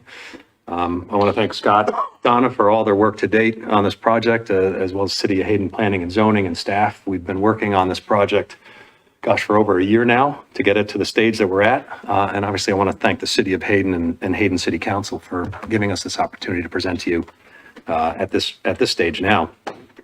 I haven't met all of you, so I'd like to take a second just to introduce me and my company and the team that's working on this. I've got my partner who couldn't attend, but he's on Zoom here, Kiefer Norris, who he and I have been working on different types of residential projects for, the past 13 years or so. We are a relatively small developer. We are locally based. My wife and I, my business, my family are all located here locally in Coeur d'Alene. And in fact, our whole team, sort of soup to nuts are locally based, which is intentional and I think is important.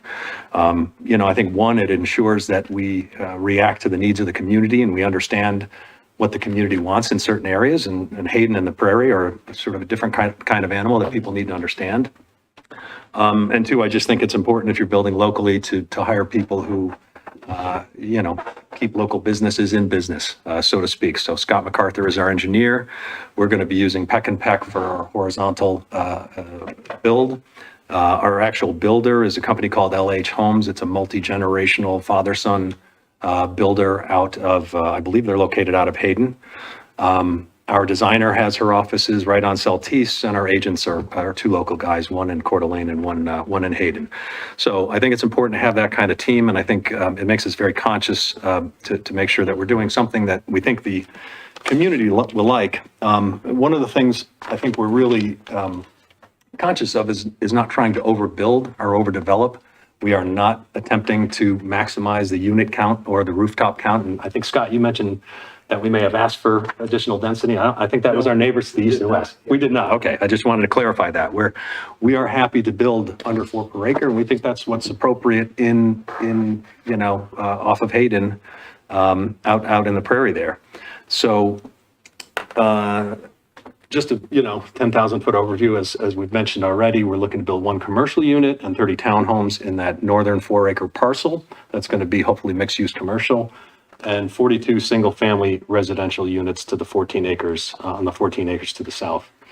I think, I hope not to repeat what's already been said, but under the current zone map, we are looking for a zone change to mixed use commercial to this area below to the south of Hayden Avenue, 300 feet.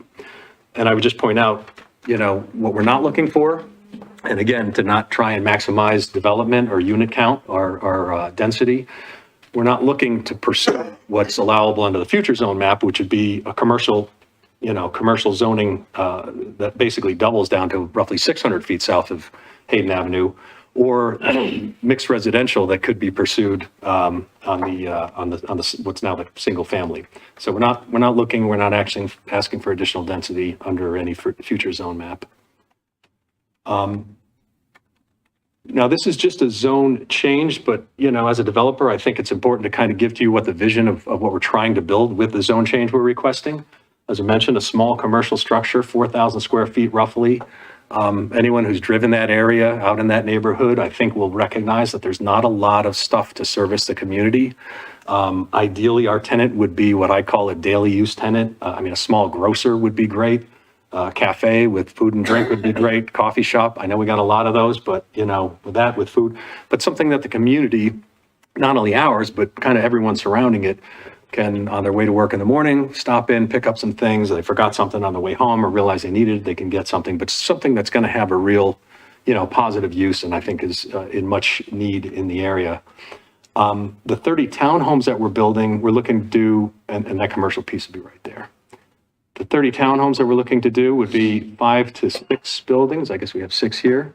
So they're 5 or 6 plexes. Again, we're not looking to build massive density, or just large chunky apartment buildings. This is going to ensure that we have separation and space, and it's going to have a residential townhome feel to it. They're, modest size, 14 to 1,800 square feet per unit. What we're trying to address in this is a need of what I think is the community, and this is the local community, not the out-of-state community, but the local community. If you're a first-time home buyer, recently married, just starting a family, or a new business, starting a new business, this is a good introductory product at this size. It's a purchase product, not apartments. So residents in the local community can live here and not be outpriced and continue to build equity over time. The efficiencies of building townhomes versus single family, we think our price point should be 20 to 30% less than a comparably sized single family residential home. So I think, again, between the commercial and the affordability on this portion, we're really excited about it. We think it addresses a big need in the area, and hopefully the desire of council and residents. What we're also excited about, Scott touched upon, we're going to build because this is a commercial zone, a live-work loft concept, where there's optional commercial use on the ground floor. So what that means is, if you're a single member LLC, you have your own business, you're in private practice, a lawyer, a tax person, an accountant, a designer, whatever the case may be, you have the option to have a dedicated professional workspace on the ground floor. You'd have a separate entrance so you could take in clients without going through your home. So you'd have, you could put up signage. So you'd have sort of that dedicated entrance for you and your clients on the front, and in the back, there'd be the garage and an entrance for, the residents and the family. We're really, really excited about that. I think it has a lot of positives. It obviously, for the buyer, cuts down on commute time. For the town, it reduces, traffic. I think it's, again, a way to put in some services that are much needed in the area without building commercial or office space, maintaining, professional service while maintaining a residential look. As a buyer, to pay a mortgage and then also have to pay an office lease, that gets prohibitive. So again, if you can work out of this optional commercial use on the ground floor, that's a big positive. Obviously a positive for childcare if your family's right above you. So just for all these reasons, we think it's very work and family and community friendly. And we think it'll be a sort of a popular and, well sought after product. The single family site plan now, this is all highlighted out here in green, which I've shown before. As I said, we're looking to build 42 single family residential homes. They're going to be about 18 to 2,600 square feet per home.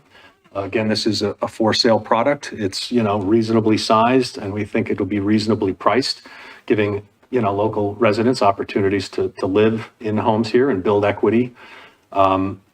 The lot size meets the city standard of 8,250, but it's not excessive. We were looking at a deal, for example, in Rathdrum that were 1/3 of an acre to 1/2 an acre in size, and the price that you had to put down to the buyer in terms of lot premiums, especially in this interest rate environment, made the monthly payment and cost pretty prohibitive. So I think it's, just by its nature and by the size of the lots, you're not paying for a lot of excess land. We'll keep that in the affordable range.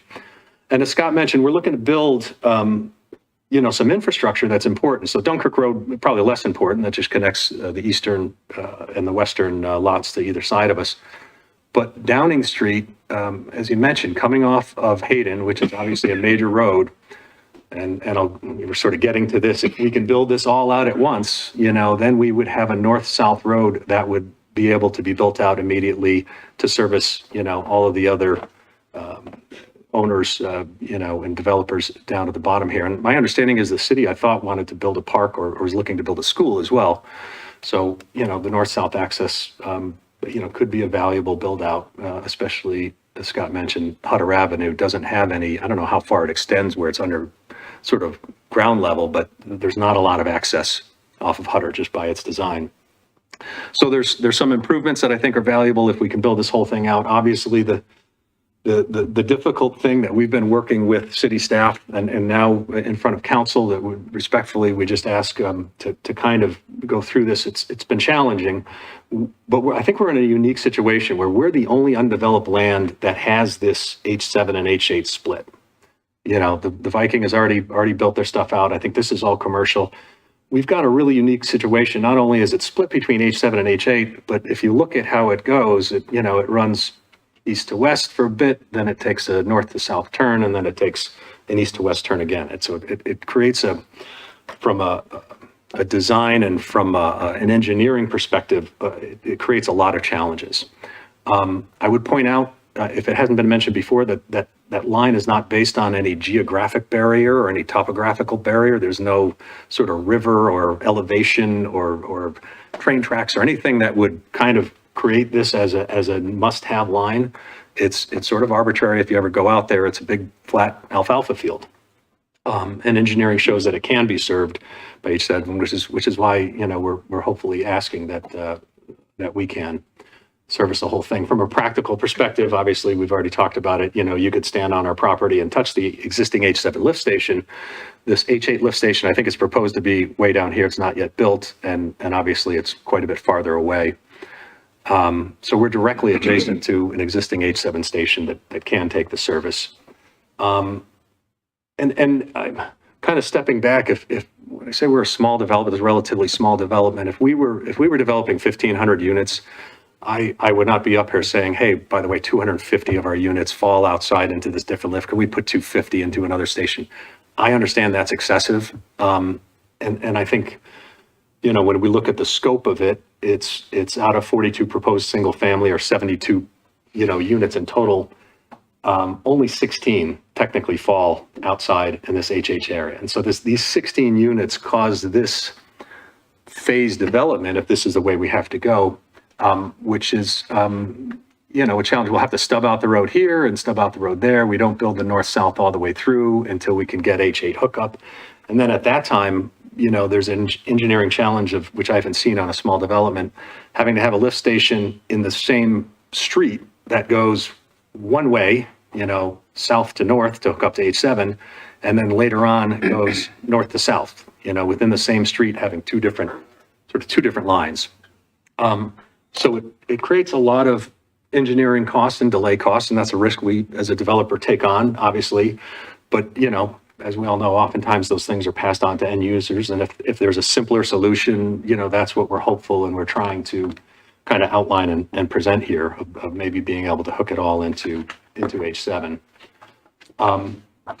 I think, it's hard for me to read the JUB report. I'm not sure I quite understand it all, but, we did our own analysis, and I think, based on the minimal number of units that we're requesting go into H7, and, our understanding of sewer capacity and our ability, the number of units we can build, we sort of did a couple of different scenarios. I won't go to too much detail, but, scenario one being if a developer, which is not us, were to pursue future land use with 600 feet south of Hayden, so you get all that commercial 600 feet instead of 300 feet south of Hayden and all the density that goes along with that. And then under future land use, mixed residential instead of single family, which we currently have, that would, I think by right, allow the developer to build 122 units into the H7.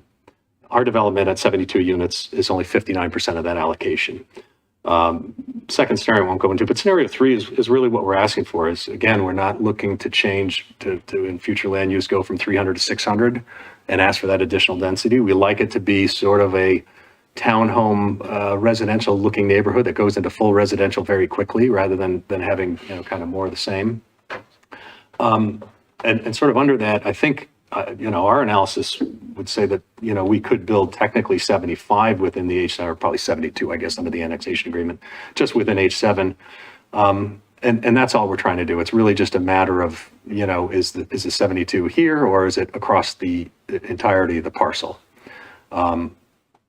So we have some additional tables and charts and things that I won't go into, but I think I'm hopeful that we're not disputing where the line of H7 and H8 are.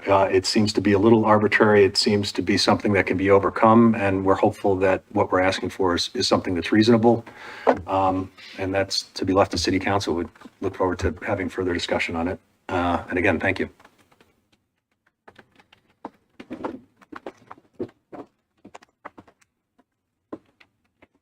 Questions for the Oh, applicant? we have questions of either of these gentlemen. Yeah, please. You mentioned that they're ownership for owners and things like that. Are there any CC&Rs or anything in it that are going to restrict the condos or single family from being rented after they've been purchased? I don't think there's any restriction in the CCRs for rental. So someone could purchase one and then turn around and rent it. I think that's right. Okay. That's it for now, I guess. Other questions of the, go ahead. Well, ladies first, if you want to I'm go. sorry. I'll wait. Councilmember White, questions? Well, I don't know if my questions are for the gentleman here or for Donna. I was under the impression with mixed use that CC&Rs were required. They are. They are, okay. But they won't include that they can't be rented out. I think that's a legal question. We don't have a restriction that says they would be required to have anything in their CC&Rs to prevent them from renting those. Okay. They could choose as private landowners previous to sale as the developer to put that in, but we don't have a requirement in our code for that. Okay. I have more questions, but please go first. I want to jump off of your questions. Council President Rowley. Thank you. This is an interesting one. There's a lot of moving parts to it. So if you could go back and get that map on the right, can you enlarge that somewhere we can see? This one here? Yeah, can you enlarge that? Or do you have a slide that shows the whole thing? I don't. Do you have a slide that shows the whole deal?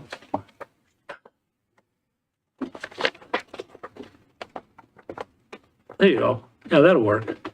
That helps me. Although I'm usually aligned to north is that way, so. So I want to make sure I understand it before I ask my questions. So the way that you have this design now is that 42 residential units that go into H7. 26. If we can do in the entirety, if we can do all. We've asked the city, and the city provided JUB's report saying, no, we don't want these 16 in there. We don't understand why, that the report's not clear. It just states, hey, here's our assumption, our analysis. I don't feel like they took our recommendation into consideration, what we're actually asking. What the city's telling us is that these 26 homes right here, they're saying, JUB's saying these 26 homes that are identified in this white area, not hatched, can go to the H7 basin.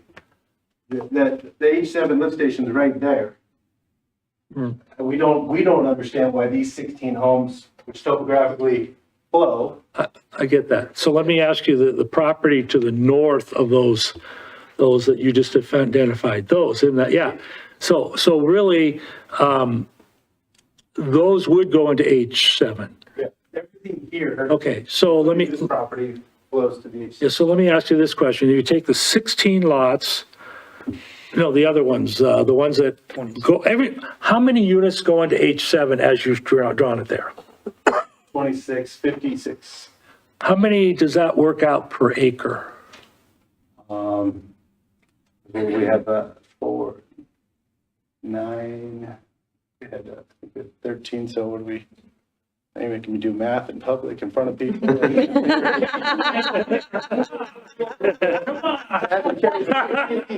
into 56 is a little over 4. Okay, because my question is this, is there's an annexation agreement. Correct. No more than 4 per acre. My question specifically is if you take all those units that go into H7, does it meet the annexation agreement? Well, the annexation agreement is specific to the parcel, not to the sewer basin boundaries. So the annexation is. Right, but we're talking about a phased process here, which means. It's only being phased because the city won't allow us to take those 16 lots. And we want to do it as one 72 unit development. So the 4 units per acre is over the entire parcel. The only reason it's being phased, and I understand where you're going, but it's It's not considering what the true meaning of the annexation agreement with the density of 4 units per acre. That's relative to the property, not to the sewer basin boundary. Right, but I just want to, if you will allow me that question, is will those properties that go into H7, if we were just to look at that phase, does that phase meet the annexation agreement as having 4 per acre, yes or no? Essentially, it's 4 units per acre, essentially. It's, I don't have the exact dimensions, but when we run the dimensions, it's 4 point, well, we're saying, we're using round numbers. I think it's more like 4.1 units per acre. So the answer is no. But that's irrelevant because you're talking different boundaries, and staff can probably, when you talk about annexation, annexation is relative to the entire 18 acres. I could take all 72 units and request mixed use up here and change my annexation agreement, and I could put all 72 in the H7 basin. It works, and staff will tell you that it works. We're saying, we don't want to do that. We could take this and spread it out over the entire parcel and not come in later and ask for additional density. He's correct. The annexation agreement applies to the entire parcel. I understand that, but we're looking at a phased, and this is where I'm, Doesn't It matter. doesn't matter. I'm trying to wrap my head around that. Maybe it's easy for you, but it concerns me that there has to be a phase to really meet the total annexation agreement. Because you have to look at both phases to get it at the 4 per acre. I'll make it really easy on you. Approve me, put these in the H7 basin, we won't even have the phase discussion, and I'll be 4 units per acre. That's how simple it is. It really is. I could take this density and leave this all open space, and I could cram, I could come to the city and I could say, I still want to keep my 4 units per acre, but I want my mixed use, and I want my mixed residential zoning request for these areas, and I'll put all 72 units in those areas in the H7 basin. Are they mixed residential or is it R1? This right now is single family, R1. but the future land use map tells me that I can ask for a mixed residential use. So I can take this is what we went through with planning and zoning. So we could take all 72 units, if that was the product type, or if that's how we wanted to make this work. We could leave this open. Right now, we're at a huge disadvantage. If you look at where the H8 fire station is, all these properties to the south, including the school, would have to develop just so we could get sewer here. The funny thing is, one of the primary points of access to serve these parcels, the school, the properties to the south, come to our development. We can't develop that because we can't put the sewer in. Well, just where my brain is going is, does H8, which you need according to our staff, doesn't exist? Correct. So we don't know if it could be 5 years, 10 years, that H8 is complete to service that. So that brings in the question about the density on the other portion of the property that goes into H7. And I know the annexation agreement means, but if we just approve, I mean, is that something we can do, just approve what goes into H7, or do we have to approve the whole thing? Well, let's look at the special use permit. That question. And we haven't had a public hearing yet, so we have We may to want to be. hold that question for just a minute. Okay, yeah, but that's where I'm going. I'm trying to figure this out because this phase thing is completely new to me because if we don't have the ability to service something, why should we approve it? That's where I'm going with it. I mean, if we can't service those lots, why should we approve it? So the alternative, I mean, we are granted through this annexation. The alternative, again, would be for us to come in here and say from right here, north, I want entirely mixed use. I want our 14, 15 units per acre in this area. And I want this remaining piece right here that's in the H7 basin. H7, you can serve that topographically, and you can serve this topographically too. But I want that to be mixed residential, and I want my 8 units per acre to go in there. And I'll put all 72 units in there, and then there's not a service question. That doesn't come into play. So what the 4 units per acre over the entire property, Get that? I get that this area right here, we're at a real disadvantage because the mindset that we came into this development and brought this forth to the city was, this is simple, ask for a sewer tech memo request. Our clients snagged up the property, went in for the sewer tech memo request, and they said, well, we're not quite sure what they actually said, but what we're finding out is this is the magic line that they want everything to go to the Let me H7, finish then. this to go to the H8. Now, Thank if we were to take this density, if you ask staff, we could take this 72 unit density and again, put it in this H7 basin boundary with some zone map amendments, et cetera. And it could be served by the H7 basin according to the calculations. But we're saying, we don't want to do that. That's not what the city wants to see. When you enter the city of Hayden, you don't want to see that. You don't want to see a large density development in a big chunk of open space that requires future right-of-way extensions to serve other parcels, future sewer, future water. That's not what we're trying to do. So we've taken that 72 units and spread it out over the property. This so happens, the city's saying, we can't take that all there if you leave it that way. But we're still coming forward tonight saying, we have 4 units per acre on our property. The city staff agrees 72 units can be built on this property. 26 happen to fall in that H7 basin, 16 fall outside of that. And again, there's 30 townhomes that also. So just another, if I may, Mayor, since I have the. Go ahead. That's right. One of the things that concerns me is this is zone commercial south of Hayden Avenue currently. Is that true? We will have an opportunity to go through council deliberations on this shortly. I think at this point, we probably want to have our staff review on this and then have public. More question? Okay, I'm sorry. Yeah, okay, thanks. Thank you. Councilmember White. Yes, I had a few questions. Could you clarify what the 3 action items we're voting on are? First, the zone map amendment. Could you elaborate what the zone map amendment question is? Do you have questions for the applicant? And then when I go back up, I will address that question. All right. Let's see. I have a hard time discerning which are going to be yours and which are going to be Donna's. Pardon me. So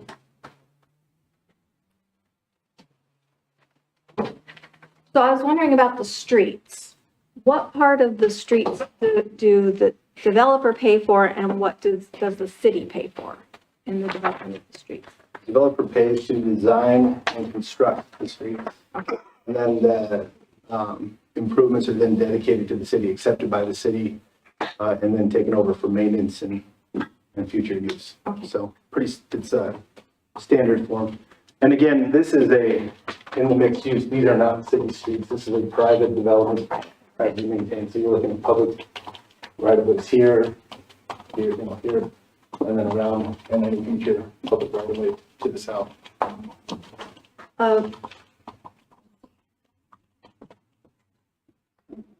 And widening on Hayden Avenue. And the Hayden Avenue improvements. And just for clarification, so this is a preliminary plat application. If it is approved, then it's the developer's responsibility to go back and build out all of that public infrastructure pursuant to the city requirements. When the final plat comes back to you and city staff says, yep, developer was awesome, they did everything just like they were asked to do, we recommend acceptance of this final plat. That is your acceptance of all of that public infrastructure that they built out for you. Okay. And I would like to ask about this mixed use section. So how many units per acre is just that front mixed use section? It would be 30 divided by 4? 4, yeah, 4. Yeah. So 7.5. So, which is, again, that's why it's coming forward tonight as a single request. The entire parcel has 4 units per acre, and so that's why a lot of these single-family lots are larger, because we took that density and we put it up in the townhomes to make that more uniform and functional, and didn't spread that out to the single-family. The city, and Mr. DePriest, I think you've mentioned this several times at council hearings, you want affordable products for people to buy and purchase. Now that you open the door. Well, no. Okay, go ahead and finish that, then I'm going to come back to you. And that's one of our biggest items that we thought, and we worked with staff, and staff liked the idea, was condo plat overlay, ownership, rather than rentals, you know, and again, there's nothing stopping anybody from buying something and renting it. That's just, it's a personal property right, property values.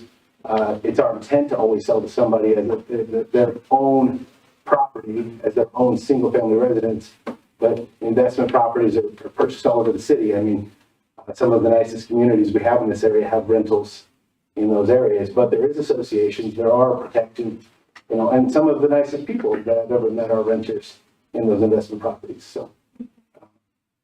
Thank you. I also have another question about the H7. I was listening to the planning and zoning meeting, and Alan, I don't know who to ask this question to, but Alan was talking about the H7 being built under the old master plan, and that we might have problems with the H7 and capacity. I could probably address that. So I don't know when to ask that question. I think staff might address some of that in the staff presentation, and if not, you can ask at the end of that. Okay. All right, let's see. And did we get a report from the sheriff about your proposal here? We didn't hear back from the Don't sheriff. believe so. We I don't believe they commented. we have not received any comments from the sheriff's department since it was determined to go to the election vote for sheriff. No public comments on any land use sent to the sheriff's department. Okay. And one more question about the townhomes. They're 3-story townhomes, is that correct? We're just looking at a certain square footage. I don't believe we've established that they're 3-story, I think. I saw some pictures. Well, it's high as 3-story, obviously, they're not gonna go any higher, but there could be some 2-story. You're limited especially by along the Tucker. irrigation easement. Okay, because I was just concerned about 3-story and the fire, because we don't have a ladder truck yet or anything like that. So I didn't see the fire marshal address that, so I was just wondering. Okay, well, thank you very much. That's my questions for that. for now. Councilmember Satterfield, questions? Yeah, the commercial part of this, I'm a little confused on it, which isn't anything new, but your intent is to rent, or that's part of some of the unit agreement, they get some commercial space? So, I'll address. So one of the aspects, and I can't remember offhand what the deciding factor is, within a certain proximity to an intersection, 250 feet of an intersection, the first floor of the residential units must have 10% commercial space. Okay. So our mindset is to look at a product that we've seen be very successful over the years, and that's the live work block, where you have that opportunity for, you know, as Mr. Kurtz mentioned, you've got your designers, your attorneys, your various, small LLCs that can operate an office and then have the residents above. Again, saves on mortgage and rent at the same time. There's so many benefits. I think Mr. Kurtz identified each of those in his presentation. But that's that vision. And then we also have, plus or minus 4,000 square foot. We're not quite sure on the area just yet. This again is conceptual. We're showing roughly 4,000 square feet of a standalone commercial unit, be a grocer, a hair salon, something more functional, day to day. You need. And I think when we developed the landings project there on Prairie and Atlas, and we brought forth that commercial corner there, that little grocer, that thing from day one was constantly busy. And there's not a night that I don't drive by that it's not busy. And that's kind of the same concept that I think that the city of Hayden needs. Somebody forgot a gallon of milk, you can swing over and pick one up. You don't have to drive clear across town to the nearest grocery store to pick that up. It's right here. Just those kind of ideas. So you're going to have adequate space for parking to accommodate that building too? So you figured all that into it? That'll go through the master site plan, parking matrix, which all gets developed based on how your office square footage, your residential square footage. Okay. And so on and so forth. So I was just curious if you'd factor that in your conceptual stuff here. So, more so in the conceptual, that was a discussion piece. Not sure what the use would be, but through that standalone site plan that's required by staff for that property with the then condo overlay, that all that parking matrix, we call it, will get specified and laid out based on your city code. okay. And Matt asked a lot of the sewer questions I had. I think that's it for now. Okay. Councilmember. Okay, maybe a little clarification on the commercial aspect of it. The individual buildings, are they going to have any commercial aspect to them or all residential? They're required to have the lower level, 10% of, is it, what's the percentage on it? So the mixed use too, because they're close to an intersection, requires that 10% of the ground floor multifamily be attributed toward commercial. Of each one of those buildings? So you could either have them included in the building, you could have it included separate. They're kind of doing a mixture of both. So they're having a 4,000 square foot commercial building conceptually, and then a few of the units as proposed will have Yeah, that was kind of my question. Mixed to work Is this the environment. 4,000 square foot meet the requirement for the individual, or they can be? It could be a combination. Remember, this is a mixed use piece of property that is a mixture of uses, so you can meet So it those doesn't have to conditions. be the in ground a variety floor of of the particular structure? Correct. Okay. If it is in a multifamily structure, then it does need to be in the ground floor unless they propose it otherwise and goes through a part of the zoning development agreement. Now, sir, you open the door, and I've asked this question before. I had a wrap.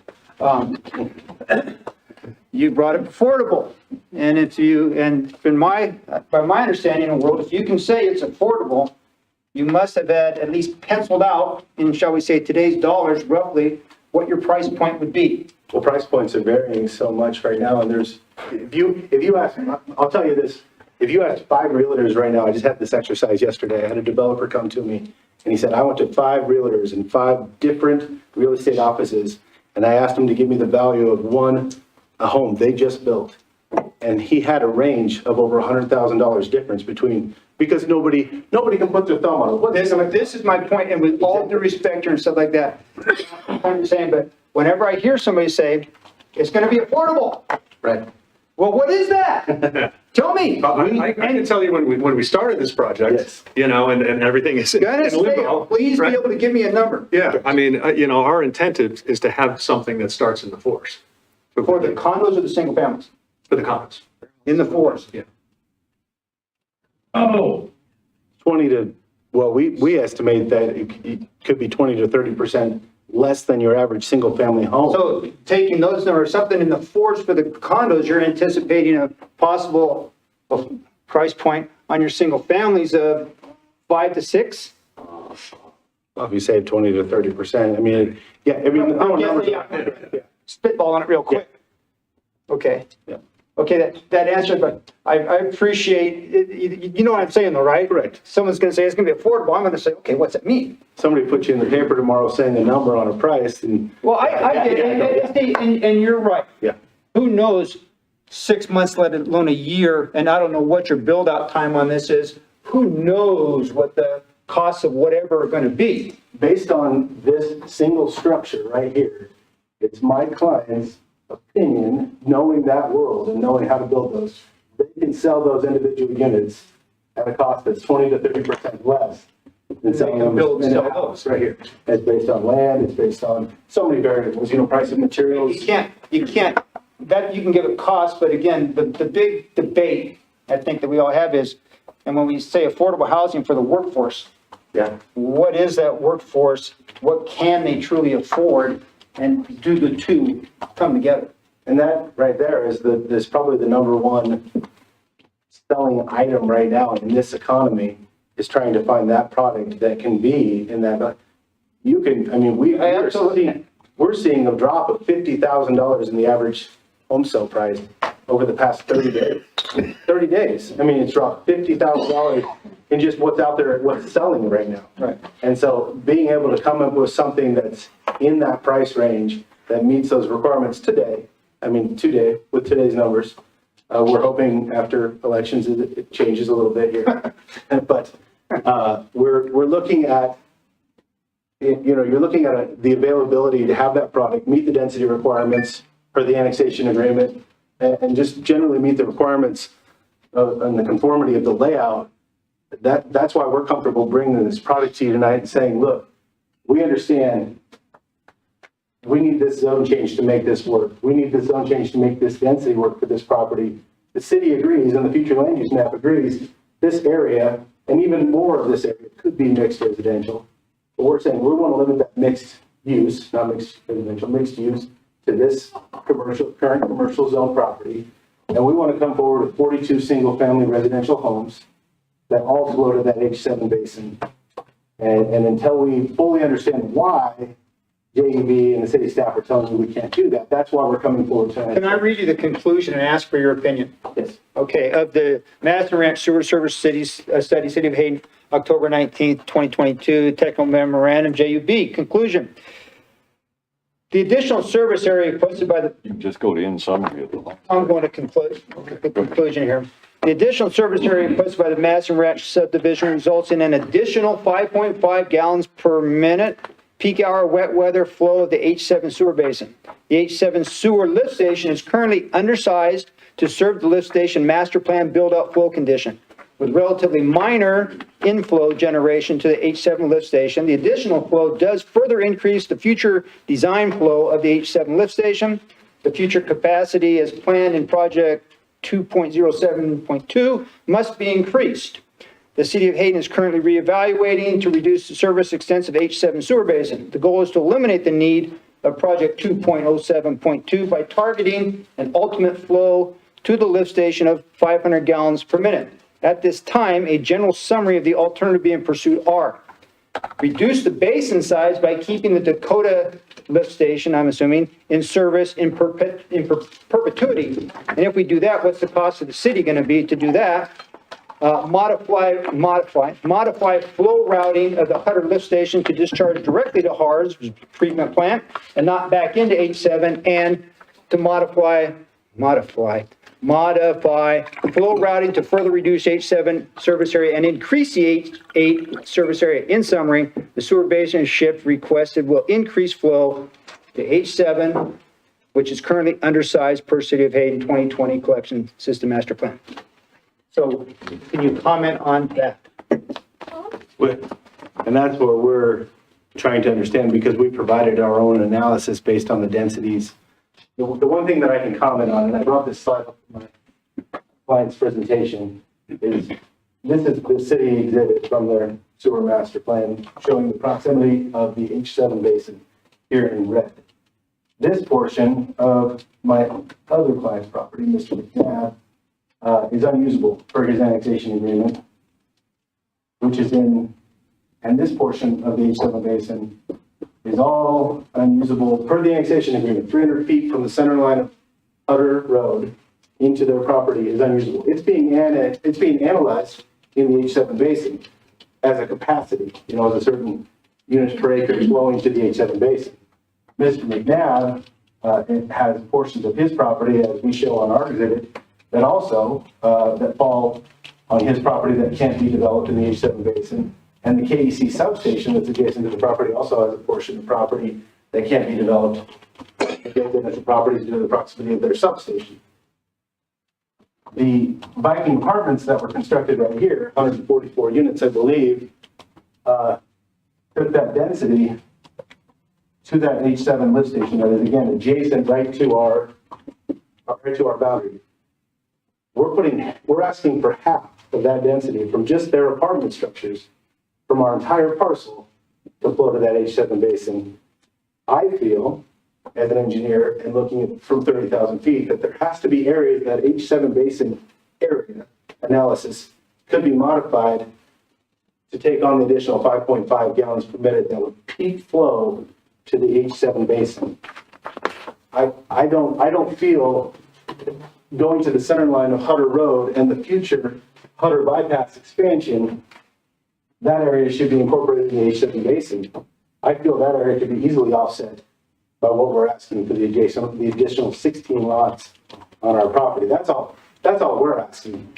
Despite the analysis we did and provided to the city, the JEP, said, hey, look, sorry, we still can't figure out how to get this additional 5.5 gallons per minute of peak flow potential to this. And then we don't even know if they use our actual layout or if they use what the density would be in this particular area. That's why we are not quite sure what JEP provided, that my clients paid JEP to provide. We don't know what's there. So we're saying that there's additional space in that H7 basin being incorporated into that analysis, saying that it's already overflow or over max, over peak flow values. We're only asking for 16 lots, single family residential lots to flow to that. I believe it was less than 1% of. I think that's right. Okay, what was projected for the H7 basin. So we're not quite sure what that means. We understand their values that they plugged into a model. We just don't have any data to support that because of what we're looking at and how we interpret from the sewer master plan, how that was analyzed. So again, there's areas that could be excluded from the H7 basin that cannot be developed for annexation agreements, or when it will be developed. It's a significantly large piece of property here that's well outside the current boundaries that requires different additional lift stations to be constructed. We're not quite sure how to take that. So again, our analysis that we provide shows that those 16 lots could easily go to the H7 lift station and won't hinder the lift station, but we don't have that model to analyze it from that peak flow analysis. Can I ask, my partner Kiefer has asked if he can speak. I'm not sure how technically he can. He's online. He's online. He's on, yeah. Kiefer, are you there? Yes, can you hear me? Yes, we can. Okay, great. Well, I want to thank you guys for giving me your time this evening. I kind of wanted to speak to the sewer issue in a simple way. And I've spoken to Alan about this. And the simplification of this whole issue is if we were to put all of our product in the H7 basin, and then that's in the, if we were to say, okay, 600 feet south, which is 8.3 acres, and 2.3 acres is the residential piece, would the city give us a will serve letter for 72 units? And the answer is yes. As a matter of fact, two calculations, I have it on a spreadsheet, I have it on a presentation.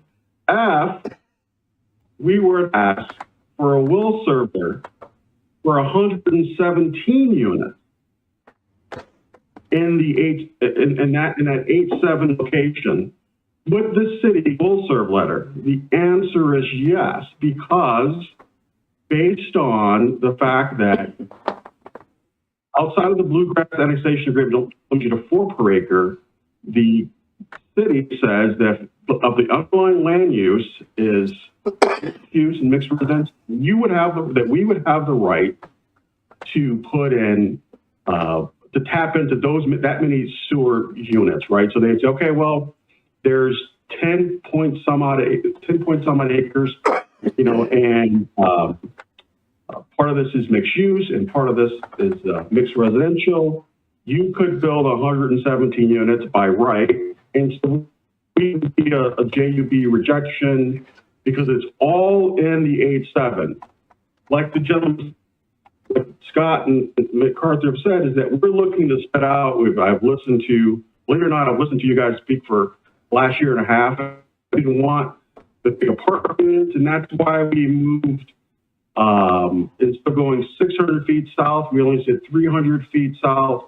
And instead of cramming in 60-something units into that mixed use, we said, well, let's just do 32. And again, you're going to get a bite at that apple on design, on those 32 units, on have to have fire sprinkler, on everything when we present to you the building design. Right now, it's just conceptual. We're going to have to come back to you, show you our building, show you those things at a later date and time after you approve this. So we're looking from a logic standpoint. The council can make logic and change and say, okay, well, you're right. If you guys were to put all this right, the staff would have said, yes, fine. And so when we went to JUB, paid $6,000 for the analysis, we were asking JUB, based on the 10 acres, how many units by right or by use could, that's not what they did. JUB said, we're going to assume that max density under the 2040 plan, those units are still there, and you're adding in additional units from the H8 basin, the other 6 acres you're bringing in. But that's not what's happening. We're just doing, we're not adding addition, we're not increasing what by right the 72 units or the units that fall in there. We're just saying we're shifting those 16 in.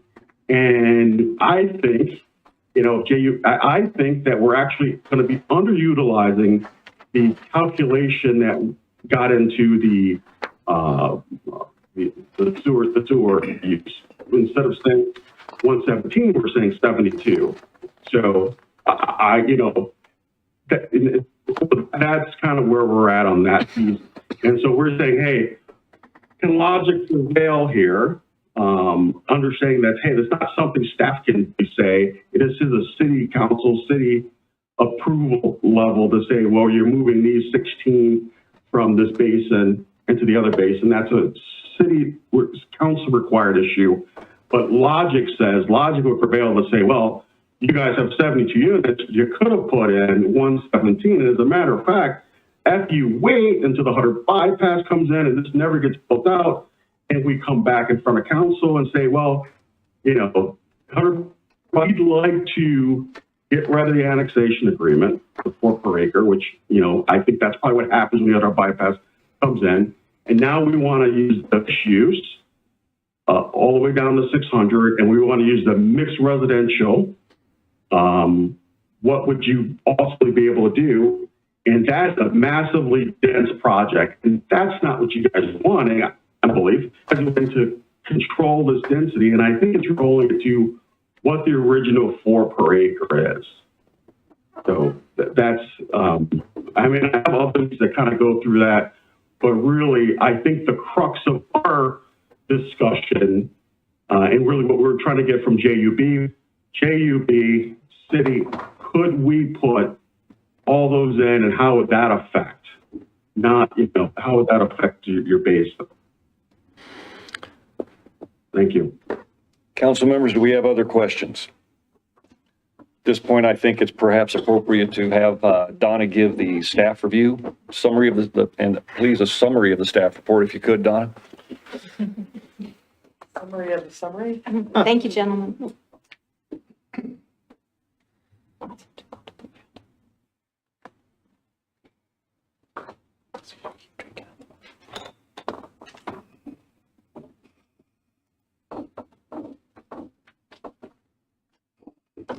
You girls don't want to stand up, stretch your leg.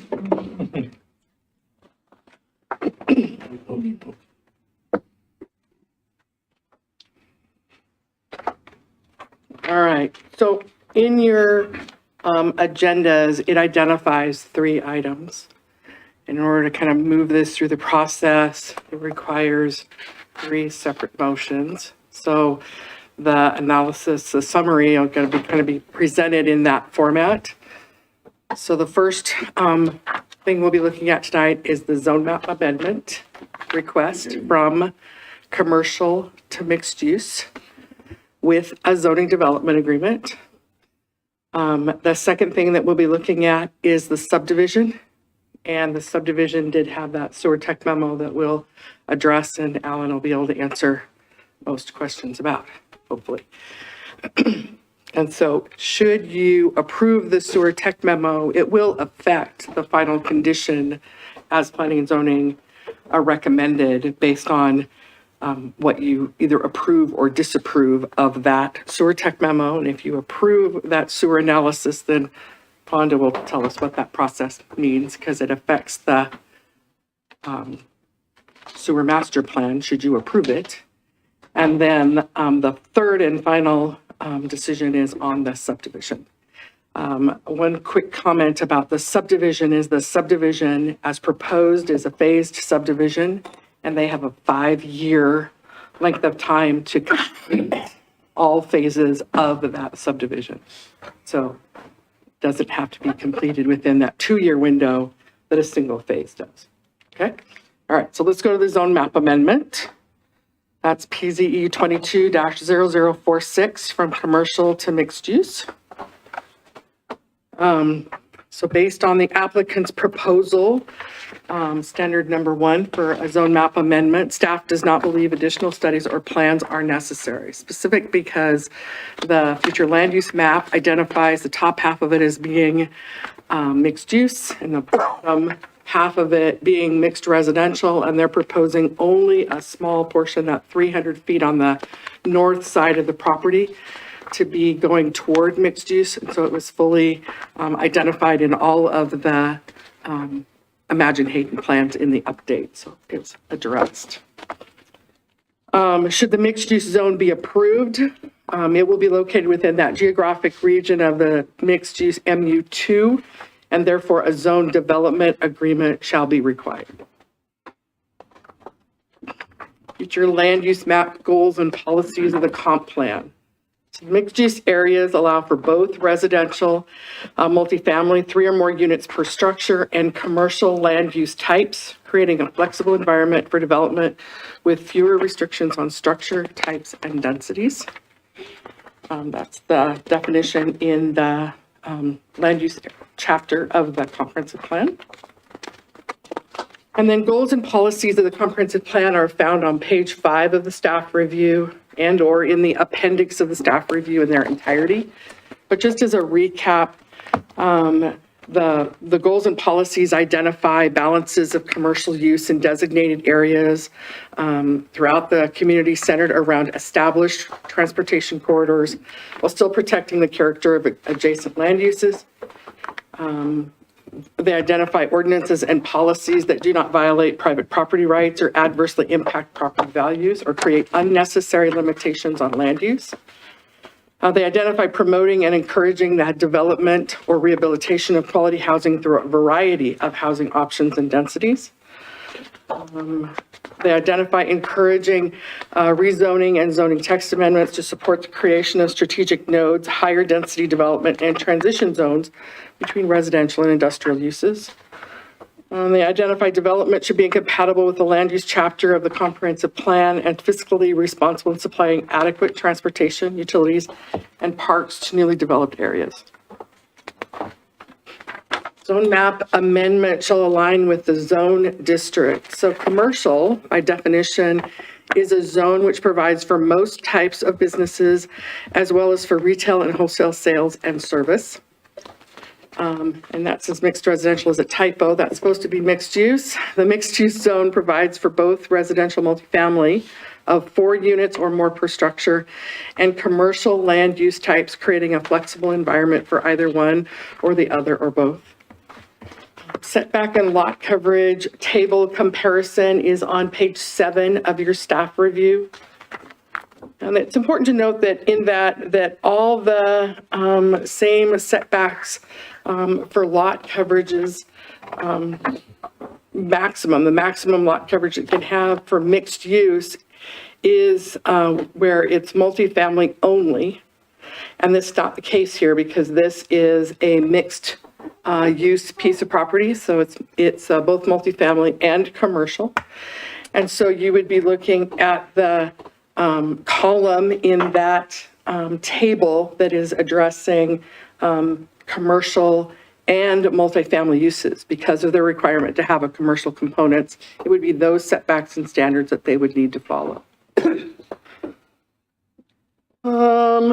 As far as if they're proposing a 3rd story and that 3rd story setback, it's across the street from single family residential. So they wouldn't have to have a third, a setback additional. They have the way they've part of the parking designs and what have you and circulation are already addressing any potential 3rd story setback that they may have on the property. And general infrastructure requirements have to be met at the time of development. Notices were sent to 22 agencies, and the public agencies who responded were the Coeur d'Alene Airport, who didn't have any comments but requested an navigation easement. Waste Management had no objections, and they provided container enclosure specifications to consider at the time of development for that mixed-use property on the, should it be approved. Idaho Department of Environmental Quality gave some general comments that could be applied at the time of the specific project. Harbs had no comments.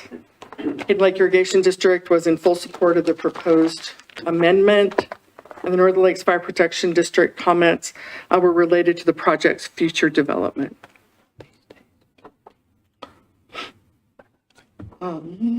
Staff recommended conditions of approval. I think those have been talked about for the subdivision, but really not talked about as far as the zone development agreement. So should the request be approved, geographically it's within the MU2 subcategory, and per the applicant's request for multifamily requires a zone development agreement. The staff suggested recommending general development conditions related to meeting the requirements of the MU design standards, that's per code. And then suggest recommending general development conditions related to being within compliance of the annexation agreement and or the underlying zone for the entire property site. The Planning and Zoning Commission struggled at what the city council may or may not want as additional conditions in the zoning development agreement, and felt that if the council had specific conditions that they wanted to identify that they wanted to have included, that should come from you. So in your motion to approve, you can amend these two standards of approval, these two additional conditions to be within that zoning development agreement, or direct staff as to what you would like to see in those conditions, and Fonda can speak more to that as well.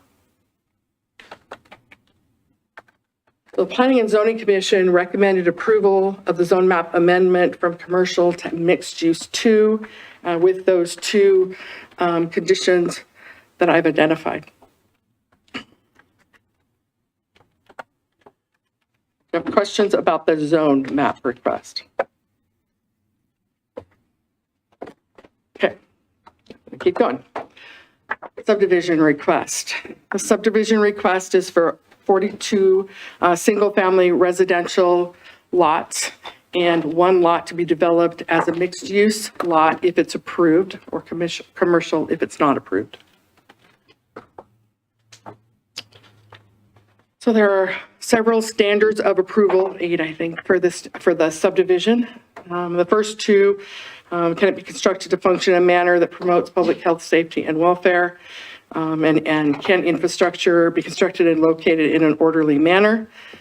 These are evaluated throughout the standards of approval. The infrastructure is, or will it be in compliance with all city, state, and federal policies and regulations? So will serve letter was received by Hayden Lake Irrigation District in June of 2022. And Lakes Fire Protection District provided comments at the time of construction in May. Will serve was provided by the city also in May. I wonder why the fonts are different. That's really strange. The project site is split between the H7 sewer basin and the H8 sewer basin. As we've identified, staff has identified the requirements for the project within the undeveloped H8 basin to be unable to construct until such time as that H8 sewer infrastructure is constructed.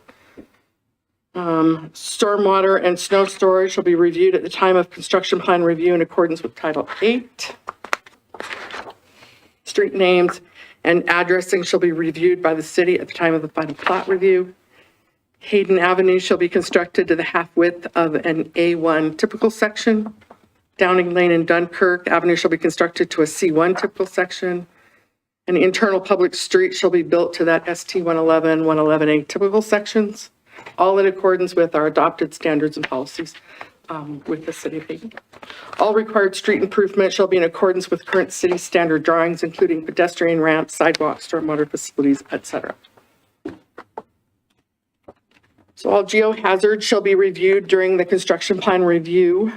And as Mr. MacArthur said, no parcels shall have access, primary or secondary, onto Hayden Avenue. That's part of the access management policies are adopted. Mailbox location shall be on internal public streets because we really don't want people stopping on arterials to pick their mail up. The existing zones are R1, which is established to protect stable neighborhoods of single-family dwellings on smaller lots. Commercial for most types of businesses, as well as for retail and wholesale sales and service. And the proposed zone is mixed use, which provides, again, that mixture of multifamily and commercial land use types.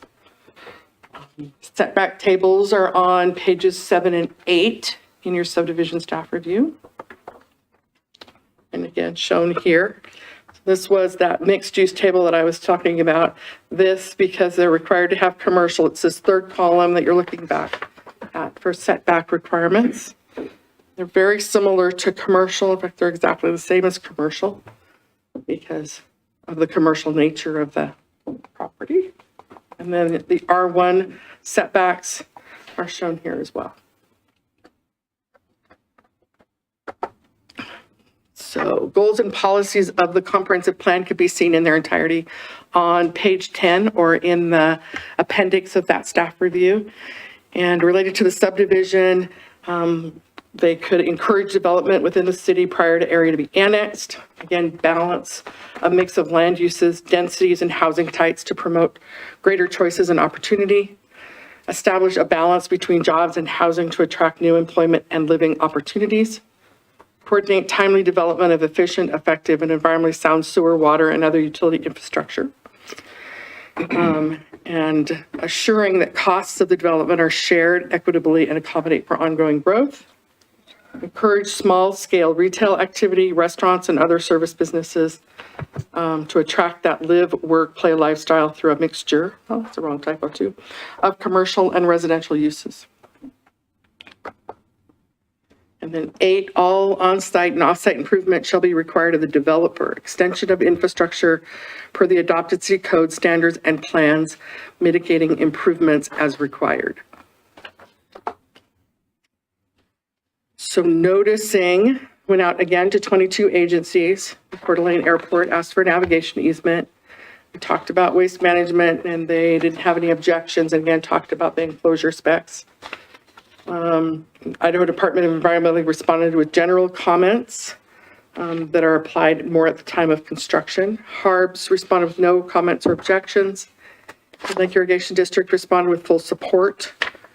Northern Lakes Fire Protection District responded with comments regarding requirements at the time of construction of the subdivision. Idaho Department of Lands responded with no comments. Idaho Fish and Game responded with recommendations for open space plantings and native vegetation areas. And Kootenai County Community Development responded with no comments. Did receive one public comment prior to the Planning and Zoning Commission public hearing. It was kind of in both favor. Tom McNabb, which is the property owner directly to the west of this property that you've heard referenced many times tonight, believes that it would be great for the area and would support the development of our property, the immediate west along Hayden and Hutter. I'm not going through those staff recommended conditions because you've heard that in their entirety and seen them in their entirety.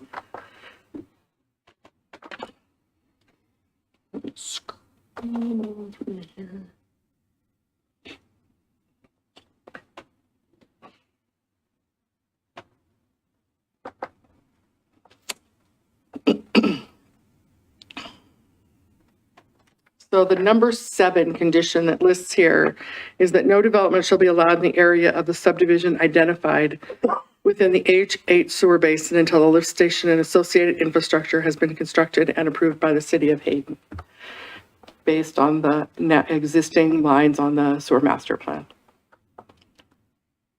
And so the Planning and Zoning Commission recommended approval of the Madison Ranch subdivision with staff recommended conditions of approval and prior to city council, a sewer study to review the request to allow for the subdivision to flow to the H7 lift station entirely. And part of the request to the city council for the request for the preliminary plat approval of the Madison Ranch subdivision. So the sewer analysis has some H7 planning assumptions that were defined, and that sewer analysis, again, is in the last 5 pages of what was in your packets. And then they identify the impacts to the H7 based on the Madison Ranch subdivision as causes an increase to the design flow of the H7 lift station. We require larger pumps and associated electrical components, and overall would increase the overall overflow storage needs. And we've identified in the conclusions that the H7 sewer lift station is currently undersized per the City of Hayden 2020 collection sewer system master plan. And I'm going to defer all sewer questions to Alan. Mr. Sauerland, you back that up? Just a second, are you finished? Are you finished, Don? Yeah, the only thing I had was that should the city council approve the request to allow for the subdivision to flow to H7, then staff suggests deleting condition number 7 as it would be not relevant. And then the city council may approve with conditions or modify the conditions based on this condition number 7 or deny the request. That's all I have. Okay, thank you very much. Councilmember DePriest. Yes, thank you. Mr. Sauerland, Madison Ranch subdivision impacts H7. I guess the second one in particular, larger pumps and associated electrical components and an increased overflow storage. Any way to guesstimate the cost of the city to do that? It's difficult because the needed improvements are down the road, right? I mean, that certainly today, it is not an issue. So you wouldn't put the money in the ground today for something you're going to need down the road because it's designed for this large area that isn't developed yet, but it's not designed for an area bigger than what it was planned to develop for. I'm hoping I'm answering. Well, and I understand completely, and it gets back to what we keep talking about. We don't know what the price of something's going to be tomorrow, let alone a week or 10 years from now. So I understand it's very difficult to estimate. But, you know, we're talking about possibly, if we were to say, yeah, let's approve it, but we run down the road and end up needing larger pumps and increased overflow storage, that's going to cost the city. Yeah, so. Is something like that a substantial cost? It could be, because, see, there's the caveat, right? So, you know, the report does a fairly good job, right, in laying out. Originally there was one basin, it was H7. It was requested to split it and make it somewhat equal in volume so that it would be more affordable to build. What that didn't take into account necessarily is the fact that, well, it can actually sewer geographically outside of that line, but there isn't just this property. There's a number of properties that can sewer geographically outside this line that also would love to go into this basin, right? And we'll probably be back here. I'm only speculating. So what happens is that we look at this, and today we're going, the pump, I'm able to pump 500 gallons per minute. If everything comes in, it's 780 gallons a minute. I'd have to look at the report to get the exact number. That's a substantial cost to the city. So the city has been looking at and talking about, and we are actually under contract looking at ways of reducing this basin area to reduce that cost, to basically eliminate that cost to the city. And that's what's in that conclusion you'll see down there. It says we were looking at Dakota lift station, we're looking at this other lift station, we're looking at other things to reduce the basin. What's happening now is we're going, oh, but we want to increase the basin, right? So there's a kind of a conflict there. So I think that's where we're at. Now, what's the cost? It's cost of pumps, right? Could be a cost of a generator, could be a cost of electrical equipment, could be digging 30 feet down the ground and putting additional overflow capacity in the ground. And that's in a small area now, so you're talking shoring and other things that have to happen. But it's not something that makes a lot of sense to do today because we probably have 15, 20 years of capacity before that's a necessary construction. And then you're talking about coming towards the end of the life of some of these components. So if you were to go today and say, well, let's just put bigger pumps in today and we take these pumps that still have good life and we put them on a shelf, we lost that value, right? Versus saying, let's use this value for the next 15 years. And then when we get closer to needing this change, we take and put and replace these older pumps that are getting at the end of their life with new pumps. So nobody wants to go do that today and say, let's throw away the value of these pumps and do it today. Right. And so that's why it's so hard to say, what does this cost down the road, right? And I can't answer that. Right. And I don't know how we would answer it. I understand. I appreciate it. So we're kind of just like so many things today. We don't know what the future is going to bring. This could be needed 5 years, could be needed 15 years. We just don't know. And I understand what you're saying about use what we have until it wears out. Right. Instead of buying something new and cutting that lifespan, Right. Yeah. It is difficult and it is unfortunate that we have this split the way it is because the line was split to basically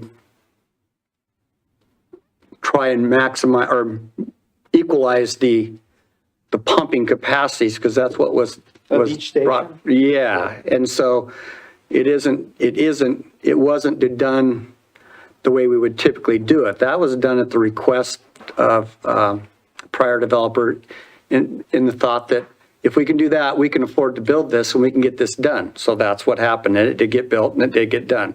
Now it's become a problem because the potential for it to serve other areas is there, but the cost to do it is not covered other than by the citizens of the city. So the cost to upgrade that's over $500,000. So that's part of the reason the city's trying to find ways of not having to do that. Yeah. Right, and that we're actively under contract that the city, that you guys agreed to try and find those solutions. Okay, thank you. Donna, I have a question for you, and I am a bit embarrassed to bring this up because I have evidently not been paying attention. I thought that the city of Hayden went through a huge zoning effort here about 3 months ago to create an MU2 zone where we would not allow mixed use contiguous to the Hutter corridor until a final determination was made. We added code that would allow you to request mixed use, and you could construct commercial as an allowed outright use in mixed use, if it was approved. If you had a development that had a residential multifamily component to it, then you would have to enter into a zoning development agreement and conceptually tied to a site plan or a project size or, whatever those conditions are in the zoning development agreement, should you find that you could approve it with multifamily component in it. My concern is that the zone development agreements that we've seen up to this point do nothing but essentially, from what I can tell, repeat what's in code. All of the things that planning and zoning essentially just repeat the code. So why did we go through the effort? Because planning and zoning was not exceptionally sure what city council's request to add that code in there in the MU2 to basically identify that it if you went to an MU2 zone, that you would enter into this zoning development agreement that would ensure that it would get developed in accordance with MU2 design standards, as well as concerns that you had related to transportation, the circulation and transportation components of a multifamily complex. This piece of property is not, although it's in the Hutter corridor, it's in that multifamily piece that's contiguous to that, it does not have frontage on Hutter Road. It has frontage on Hayden Avenue. So it is on an established transportation corridor.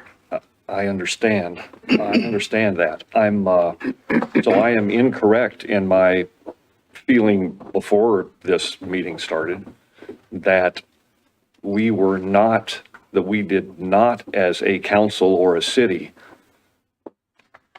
put a stop to mixed use type development until we could see what was going to be happening with the corridor. Correct. You gave it two caveats on how it could develop multifamily. One of them is through a planned unit development, which is not proposed here today. And the other one is through a zoning development agreement that you could put some additional, and I'm going to lean toward Fonda, some additional conditions in that would talk to how you would like to see this mixed use piece of property develop. Before I pursue that with you further, we probably should go to the council deliberations because I don't want to come up with any final thoughts on this without having public comment. I realize how important that is. Yeah. So at this point, if members of council have no further questions of Donna, or if you do, hearing none? Yes, sir. I still have a question for Alan. I'm still confused. Okay. So the developer is saying that if he moved everything to the front, the 72 units would all go to H7. But because of the way he's got it laid out, it has to be split up. So what am I missing? What the question was proposed to me and was that if we put everything up front, could we go to H7? And so it's a question of if you had it, if you in your zoning, per your zoning, what you can put in the H7 basin goes to H7. I have to let that happen. That's the, Okay. it's not that it's no different than next door with the 141, right? That's in that zone. So that all got put up in there. And it's no different than on the Hutter corridor. So where we have the Hutter corridor and they're saying you can't build there, it's no different than it's one parcel. So you can't say how that density gets distributed. All the density that's in that Hutter setback zone gets to get distributed into the part that isn't. So that doesn't go away. So yes, I can't. Land use allows them to develop per their zoning. I get it now. And I can't say, if per your zoning, you could put 500 homes in that H7 basin zone, we're obligated, in a sense, to provide that. Okay, I got it. Thank you. Okay. Any other questions of council? Okay, we'll now provide an opportunity for public comment. Which slide do you want, since you're like looking at two sets of standards? Oh. Do you have any public? Maybe I should ask that first. Well, at this point, we have received no request for public comment for this proposal, for this application. Would anyone like to make a comment? Yeah, I'd like to see something. Sir, before you do, I need to have you fill out a sheet at the back of the right on the table there, just as you come in. It's the one with the green box that says public hearing comment. How about that one? Great. Thank you.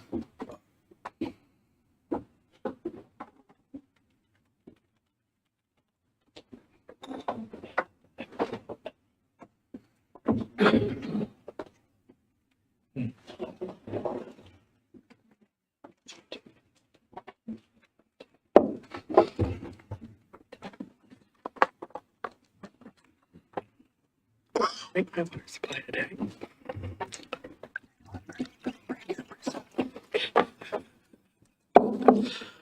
Could you bring that form up to the front, please? No, it's a half sheet form that has a green box Little half sheet there. that says public hearing comment.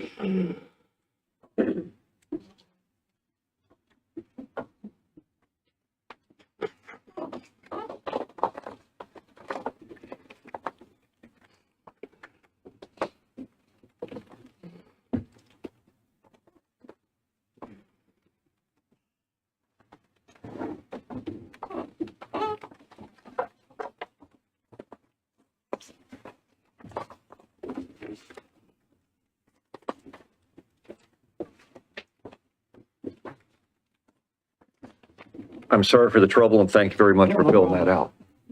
Go up there. Go up there. Mr. Harbin, you're recognized at the podium. A little formal. My name's Jim. I just want to say I take my son to school in Post Falls over to the Christian school over there. I travel every day on Hayden and on Prairie. And I can assure you that there's a big problem. I moved in here a little over 6 years ago. I love the city. I love everybody here. It's a great environment, but I have to say, this is turning like Southern California. My cross street is Hayden Motel by the Blue Plate. When I pull out of there, I can assure you, whether it's morning or the afternoon, I have to wait for 12 cars coming one way and 12 the other way. Okay, and then it catches up with another group of cars. So traffic is getting really bad. Government, there's nothing you can do. You can't. There's nothing you can do. As far as the establishment, I'm sorry I was late. I have an autistic son, so I can only leave when I can leave. So if I sound ignorant on something, please correct me. I'll try to keep my comments limited because I kind of missed everything, but I'm just going to go from my heart what I'm seeing.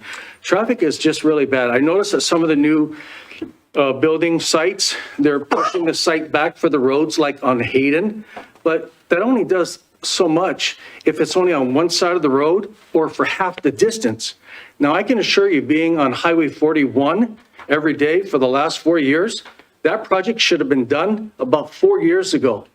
It's going to take them at least another year. And here we go with winter again. Traffic is bad. They have one lane going each way. We all know what's going to happen when it starts snowing. So I just want to say is this. I'm not anti, building. I'm sorry, I had 2 head injuries, so I kind of lose my thought and my vocabulary when I'm speaking, but I'm trying to make my point across. What I say is only one humble opinion. If you want to build family houses, because this is a family town, that's one thing. I live in about approximately a 1/3 acre, okay?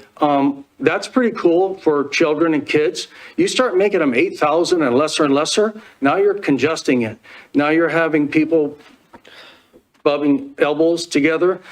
And the traffic, I'll try to wind this up. The traffic is just getting too much on Prairie and especially on Hayden. There's no room.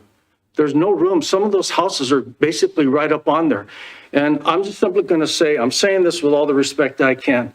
Before you make a decision on something, please stand out on government between the going to work hours and then from 3 to 6 and see what the traffic is like that.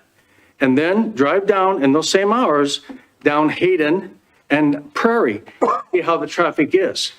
And I got to simply say, I see a lot of apartment buildings going up. I see them being built in the snow and the weather. That's going to create mold. And that's for the environment of people. What are they going to do? Build them and then quickly sell them? Yeah, we need apartment buildings because I'm sick and tired of seeing homeowners have their houses for rent and they're charging this enormous amount of rent for these young people that, what is the going rate in here in Idaho? $3 an hour plus their tips? That's ridiculous. That's slave labor. So yeah, I'm all for apartments. 3 stories, I don't know about that. They need to be more kind of pushed back. You got to think about where you're going to put them. Parking for them. It just seems like everything's the bare minimum. Mr. Harbin, you have 1 more minute. Okay, thank you. So I would just like you to consider that I know everybody wants get things done really quick, but I would ask you politely to consider the traffic conditions, maybe to put more family housing, make the lots bigger, make sure you got things coming in. And I'm going to tell you something that you're not going to understand. I don't think anybody in this room is going to understand. You're going to say, this man is crazy. I'm going to assure you, you're going to have a new way of having your tax base for all the cities. You are not going to be allowed to have property tax anymore. I know how that sounds, but trust me, give it three weeks. You're going to find out something. So I would recommend to you, real quick, to start putting in maybe more businesses, because you're going to be able to tax them. There are things that I cannot tell you, and I won't tell you, but things are going to change real soon in this country, real soon. So don't be so quick at making your opinion or voting yes to something. I'm not against builders. Mr. Urban, I'm sorry, your You're time's done. up, sir. Okay, thank you. Thank you very much. Is there anyone else that would like to make a public comment?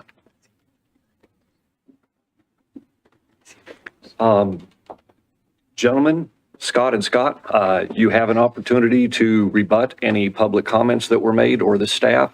You are required to limit your rebuttal to just those items that have come up. Is there anything you'd like to say?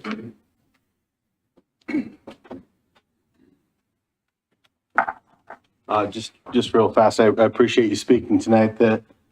One of the biggest items, and you can see it with the development of the Viking Apartments, is that developments like this pay for and dedicate the right-of-way that the city can't purchase to make those road improvements to Hayden Avenue. I know the city has a huge master plan for the improvement of Hayden Avenue, and developments like this offset those costs to the city and the taxpayers when they pay for the infrastructure to widen streets like Hayden and Prairie Avenue. So to what he's speaking to, yes, we have a general project or a traffic issue in this area that's trying to be rectified through the improvements to US 95, Highway 41, potentially the Hutter bypass. But those people are going to come here, and unless developments like this take place where the improvements are made to offset those costs to the city and the roads are widened to meet and conform to the city standards, those improvements aren't going to be made anytime soon. So those traffic problems will persist and developments will take place without those major arterial improvements. So Thank you very much, sir. This public hearing is closed. We have council deliberations. Since we evidently, as a city, did not curtail multifamily developments with the MU2 designation, it seems to me that anyone who is willing to enter into a zone development agreement, even with stock code items in that, can go ahead and pursue it. What legal options, what legal requirements do we have as a city to say yes or no to proposals like this? Can you help me out with that? I don't understand. So first of all, when you were looking at the MU1 and the MU2 designations and the opportunity to have the MU2 with the zoning development agreement provision, is because putting a ban, if you will, on development would have essentially been an illegal moratorium. Mhm. So the zoning development agreement option is to say we have this geographical area within our city that we're concerned about for these variety of reasons. We understand our limitations on what we can tell property owners in that geographical area. So let's put some measures in place, if I remember all of the reasoning correctly, that put some oversight back in our hands for how this can develop out. I think that one of the things that you should keep in mind tonight as we talk about a zoning development agreement, And the reason that there's not a lot of detail suggested by staff or by planning and zoning is because council didn't give really good direction on what its thoughts were collectively or singularly with the build out. And so, and what would be included in a zoning development agreement. And for instance, how are zoning development agreements used? You would think of things like, and I wrote a whole list because I knew you were going to ask this question. So zoning development agreement would be used to help foster and promote your vision for land use applications, to encourage creativity of development of a particular site, to retain and conserve natural land and open space, things of that nature. I won't go through the whole list. The difference between utilizing a zoning development agreement on a bare preliminary plat application and this one is they've given you their design concepts. So they didn't have to, and I think the applicants indicated that in their presentation that they didn't have to come in here and show you what their product was going to look like, but they wanted you to have a really good vision on that. If you would have had an applicant that came in here and didn't give you any idea of what kind of product they were going to put on that site, you would be looking at a zoning development agreement to say, and maybe you want to tie them to what they've shown you tonight. That's totally your choice. But you would be looking at a zoning development agreement to say, okay, we're going to approve your zone change on the conditions that you do X, Y, and Z in relationship to the use of the space and the land. As long as those requirements are consistent with your code, are not contradictory to your comprehensive plan, and not asking them to do more than what otherwise would be required of them in code on a preliminary plat application. They're not here on a PUD asking for some horse trading. They're here on a preliminary plat application that is designed consistent with your code. So I don't know if that answers your question, but I hope it helps give a better explanation of how a zoning development agreement is utilized and sort of considerations that you give when you start talking about whether or not you're going to approve a zone map amendment and then put over top of that a zoning development agreement. That is a great explanation. Thank you. And unfortunately, gentlemen, you are the first ones that we have dealt with on this, so you get the brunt of it. I'm sorry about that. I look at, I know many of you have questions, but I have some observations here. Our concern about allowing mixed-use development around that Hutter bypass was well documented in our public process.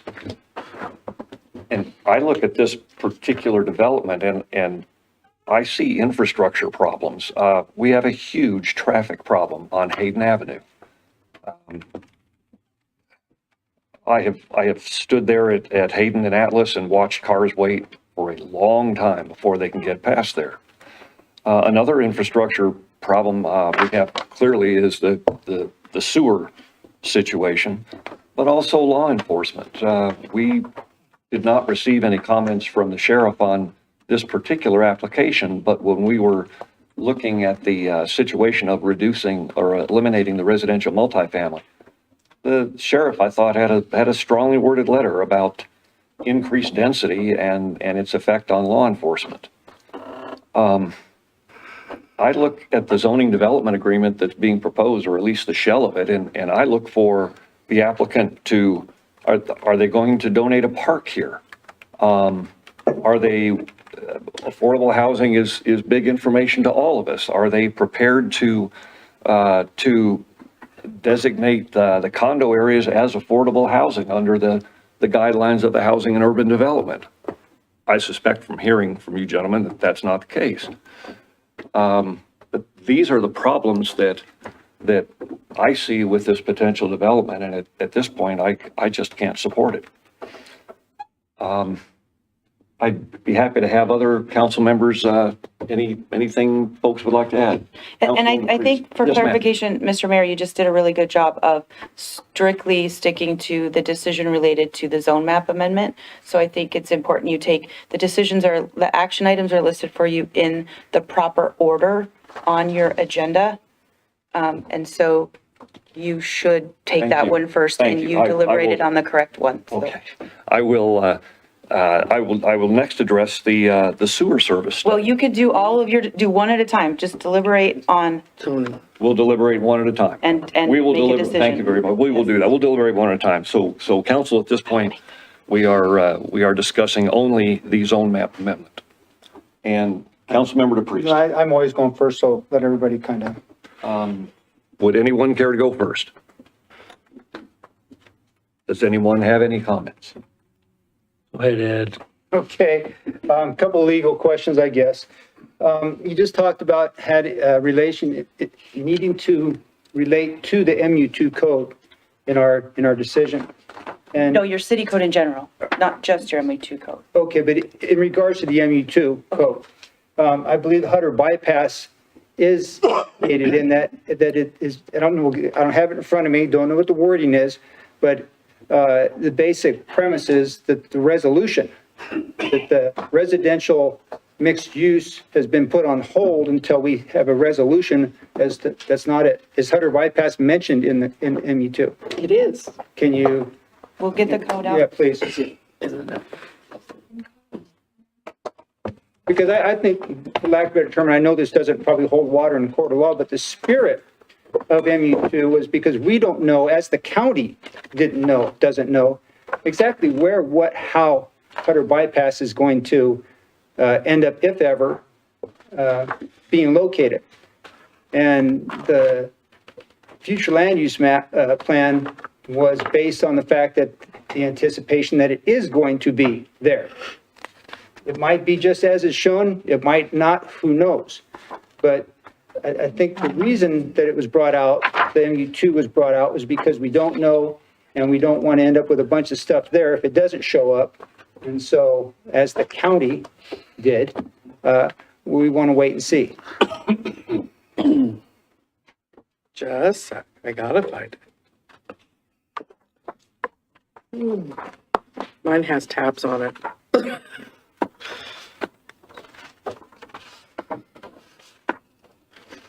I might point out that commercial in this area, previous to this zone text amendment, allowed for multifamily by special use permit.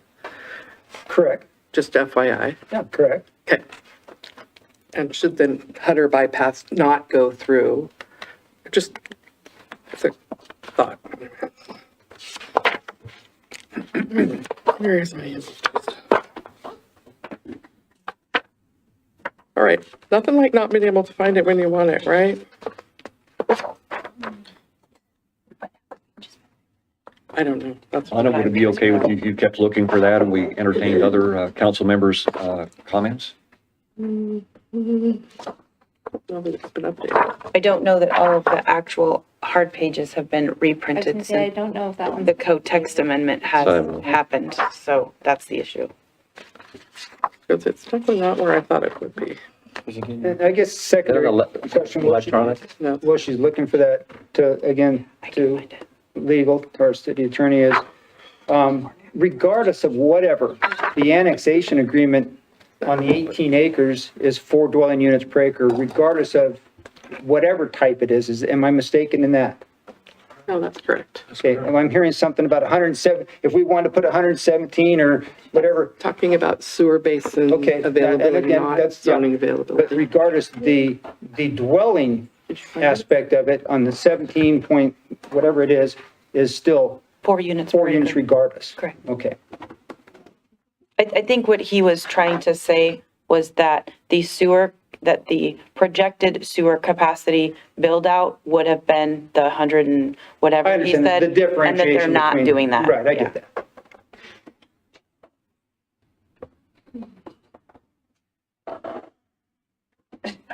Do you have any other comments at the moment, No, that's, Councilmember DePriest? no, that and this here. Okay. That's what I thought it was. Other council members have comments? Councilmember White? Yes, yeah, I would agree with your statements, Mr. Mayor, about the infrastructure and the traffic. and the law enforcement. I was concerned about that, and when we didn't have a law enforcement letter in here, I was concerned. So I personally will not be in favor of this.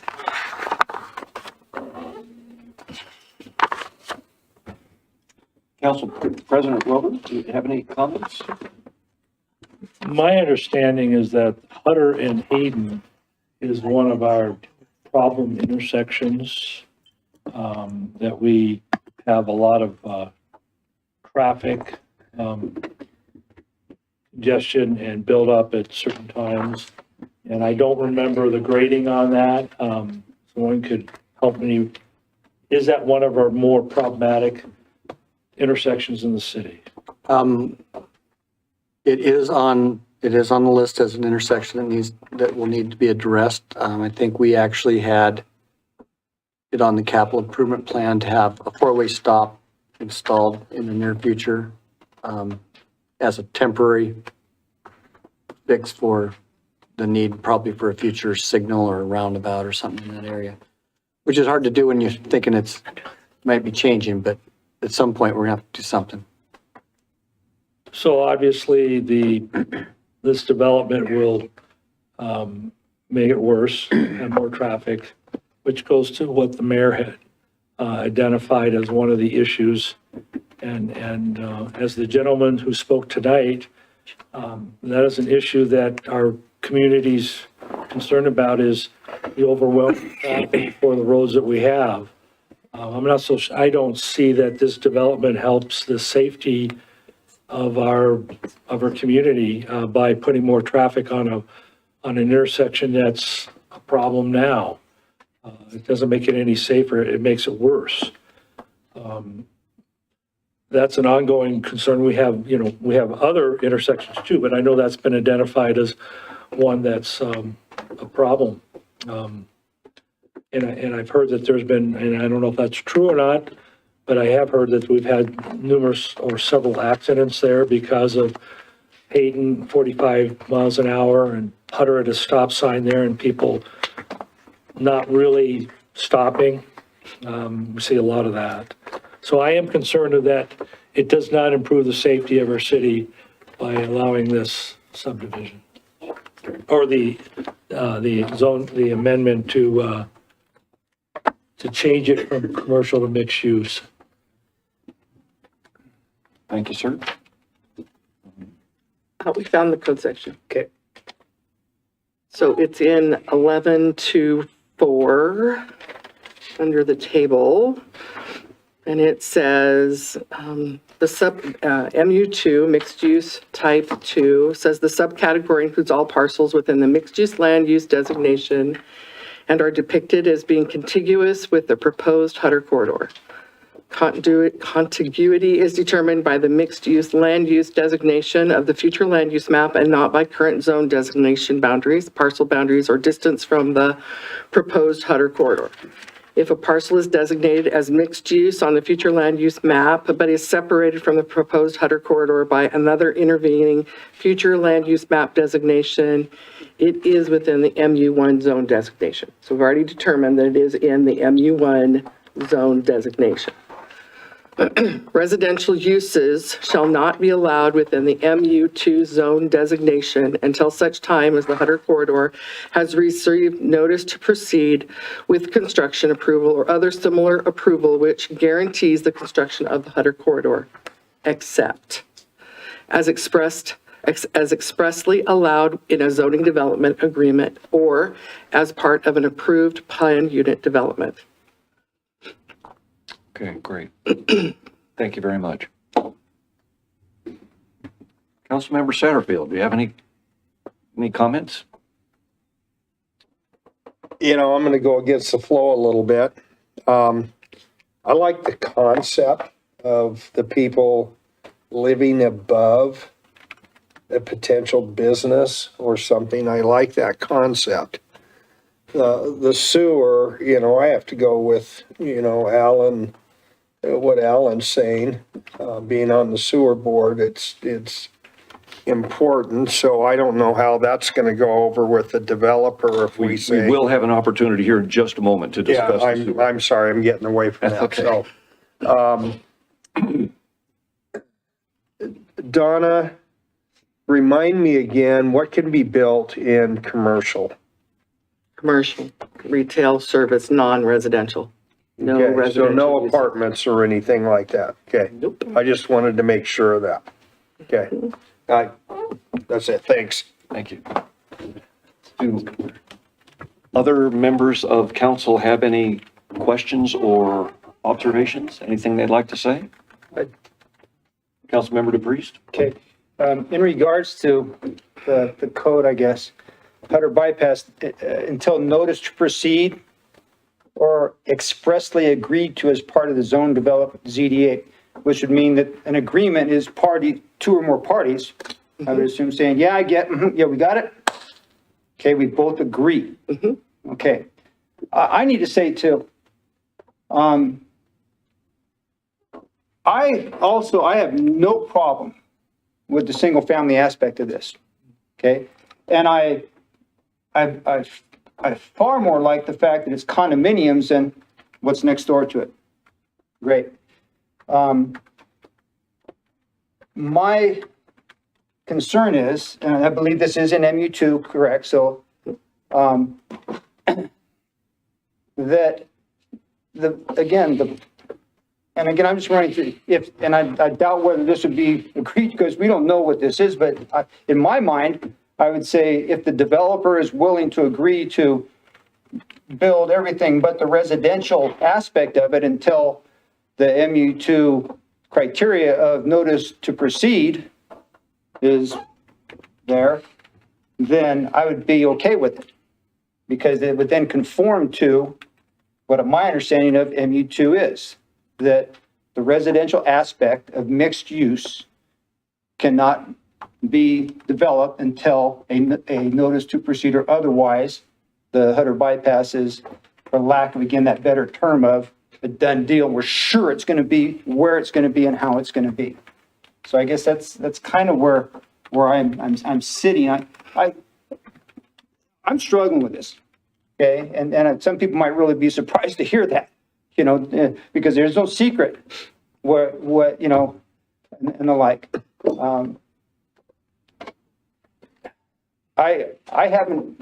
I'm waiting for everybody else to kind of say their thing because I'm trying to find a way to be what I feel is fair for everybody involved.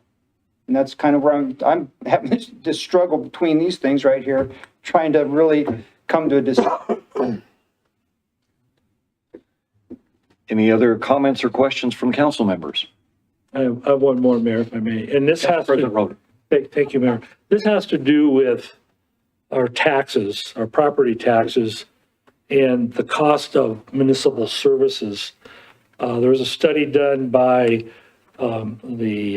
it was an agricultural organization that studied counties in different states throughout the United States, and Cooney County was one of them. And at that time, the study said that for every dollar that we collect in property taxes, we put out about $1.08 in services to residential properties. Commercial and industrial was like 89 cents. So every dollar we collected in property taxes, we put out 89 cents. So we go backwards with residential development from a taxing standpoint. And as you know, we have a low levy rate. We don't have a lot of excess. And so, and in the ag land was like 29 cents. Every dollar we collect in property taxes on ag land, we would have to provide 29 cents in municipal services. So my point being is this, is that having more residential up in that north section, which was currently commercial, purely from a financial standpoint, I prefer to see commercial in that area. Commercial also creates more jobs. Residential does create some jobs, but that's temporal. What I'd like to see is in commercial, where you have more, we have businesses, you create jobs. We need we need to continue with that economic base in the city of Hayden. And we also need to have those commercial properties that do not make us go backwards in the cost of providing public services. Thank you. Do we have other comments or questions from the council? At this point, I would entertain a motion regarding only the PZE 22046 Madison Capital Zone Map Amendment. Yes, sir. I'd like to make a motion that we table this. I think this is an extremely complicated issue right now. I don't know if it's even possible, the legal logistics of things for the developer and the planning to maybe discuss some issues regarding the criteria of the development agreement. Like I said, I need more time because it's bordering on something that I'd really like to see, but the aspect of it, in my mind, not conforming to the components and criteria of the MU2 is really where I'm struggling. So I'd like to make a motion to table it for 2 weeks, 4 weeks, a period of time, so that everybody might be able to get together and find a way to be fair. I know that's a word that gets thrown out there like whatever. Okay. But, you know. The motion has been made to table this. I second. We have a second. The motion has been made and seconded to table this particular PZE 22046 Zone Map Amendment. We have any further discussion? Question? Sir. The other two associated motions, if we table that, do we have to table the others as well? Fonda, what's your decision there? What's your You should. advice? You We should? They're a package deal. I would think you should table all three. Then we will table all three. Well, that's not the motion that's pending. I'm sorry. No, Good point. You want to amend? He can amend his motion Would to you care to amend. amend that? well, I guess I need a query. Can I do that? I saw Donna saying, when I believe you guys, do we need to table all three? I thought I saw a head shake. No. Well, they can be standalone. They're interrelated because when we talked with the applicant, we knew that planning, we suspected, how do I word this? What I was put in my mouth. We suspected that council was going to really need a concept to understand how they wanted to develop in the mixed-use area. So we said that we needed to bring them forward together. So they've been all noticed together, all as together. They don't have to go together, but I agree with Fonda, it may make some sense to hold them all together. Would you care to amend? Yes, I'll amend the table all three items until, when's our next meeting? We don't even know, do we know that? Yeah, we haven't set the. Until our next meeting. Until our next Whenever. meeting. Until You our next can only table for up to 60 days, so we need to make sure that we stay within that 60 day. Can I? How long would you like to make I know the it's motion? closed, I know it's closed, and I'm assuming that I can't ask the applicant. Can I ask any questions? No, and Okay. neither can any of you speak to each other. I will remind you, Okay. if the table motion is approved, Got it. that has not happened yet, but, Public. Yeah. Or the public? or the public, Or the public. Yeah. you are Can sequestered. the applicant work with the planning department and whatever in the period of time that we're tabling it? Or is this not being able to? The answer to that question is yes.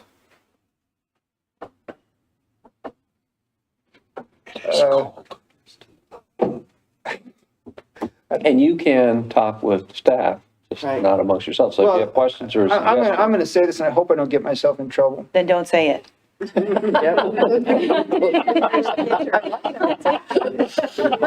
Hi, we're on camera. Well, it's not, okay, forget that. I'm just gonna I'll save it for public comment, okay? Would you like to amend your? I'm gonna amend my motion to table it for, To table what? to table, PZ 22-046, the Madison Ranch Sewer Service Study, and BZE 220076 until our next meeting, which is undetermined this time, but I'm assuming. For the next hopefully- regularly scheduled Next meeting. regular scheduled meeting. Do we have a second? I'll second. We have a second. The motion has been made and seconded to table all three of the items previously mentioned. Do we have any further discussion on that? Just clarification, this concludes the public hearing. We will not have another public hearing. This will just be a city council meeting to take up this as continuing business. And will there be public comment or what would be allowed? The public hearing has closed on this subject. We will take it up as a council without additional public comment. We will simply take up from where we are leaving it You will tonight. pick you up at your deliberation point. If there's additional information, such as if there's any discussion regarding some parameters on a zoning development agreement, we'll have to decide whether that's going to require another public hearing or not. It'll all depend on what happens with that conversation. Are there any other questions? Thank you. Sure. Okay, the motion has been made and seconded with no further discussion.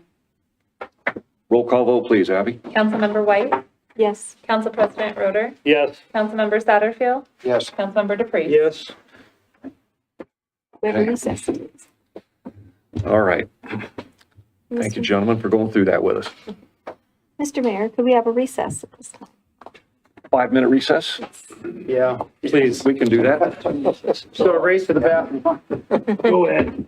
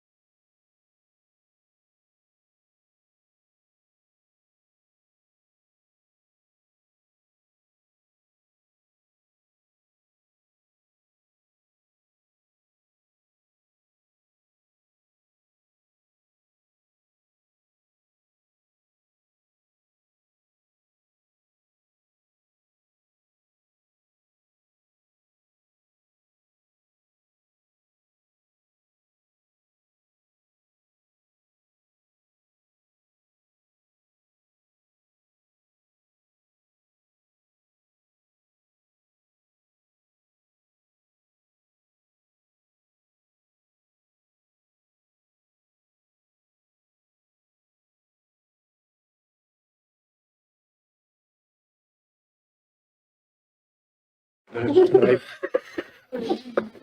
and gentlemen, after that recess, we are back together again. We are now moving on to item 5, new business.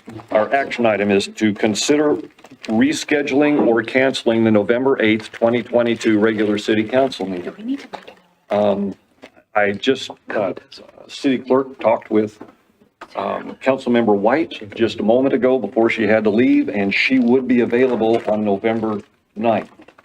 How are the rest of your schedules looking for that? Uh-oh. Mr. Boyer. Sorry, this is my fault. Well, Donna, and Ed's probably been part of this as well, the, Leave me out of it. yeah, the working group of the Regional Housing Growth Issues Partnership has invited P&Z and council members to it's like a workshop, provide a summary of work to date and build upon the presentations. They wanted to do it November 10th at 5:30. And so you're invited to that. And so the thinking was, Zoning already has they a have public hearing on Monday. they have a Monday meeting, then we have the election. And if we had another meeting Wednesday night, then we'd have one Thursday. But that's probably too much for And I'm not folks. available Wednesday night, and if we're tabling what was just tabled to the next meeting. You can't. Yeah, we want you So there. we just ran into some complications. 15. But we looked at a date. I mentioned it to Sandra before she left, the 14th. So that's Monday, the 14th was open. I talked with Donna. She didn't see any problems with it. I can And be there. Fauna can be there. Tuesday the 15th? Monday, the 14th. Monday the 14th. Why not the 15th? Well, Fauna can't be there. I can't be there the 15th. That's okay. All right. 14th. Ladies and gentlemen, how's Day of that the look? week is It's a that? Monday. Oh. I'm gonna be in trouble. No, I don't need that. Who's playing? You can live stream it I on your forgot about phone. that. Sorry. Why are we so fixated on Monday night? Do it remotely. We're just Good for trying to you. keep these meetings moving. Can we have the game going on in the background? Live stream it on your phone. Big screen. I'd support that. Who's even playing? Yeah, he's playing. Whatever, it's why I got off of planning and zoning, so, because of every Monday. How's your fantasy league going? Okay. Well, so that we works. throw that there as an option. It's up to you. Monday, November 14th? Yeah, at 6. We're good. At Yeah, 6. great. 6 o'clock. 6? Yeah, that's, well, so that one is, so we have 2 other meetings that you wanted to schedule. One of them was the standards. So that was the one that came up first, so we thought we'd try to put a workshop in there for the standards. And that one was meant to be that joint P&Z council. And then you wanted to meet on the comp plan, and you wanted to just do it as council. We don't have a set date, but we wanted to see if this would work. But looking at that, I mentioned to the mayor, probably for the other meeting, probably the first week in December, because the following week after this week is Thanksgiving, and we've got the meeting on the 22nd, and you've got some public hearings. P&Z on the 21st, so, yeah. And so, so the following week after, I guess it'd be the first week in December, we were looking for that. So we were trying to accommodate the 2 meetings that the council wants. So can you give us some dates? 14th, and then, 14th?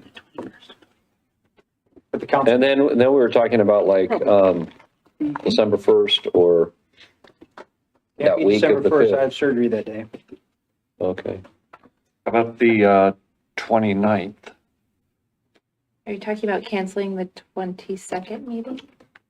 No, we're I not wasn't, actually. I didn't say that. We're point. Planning on doing the 22nd.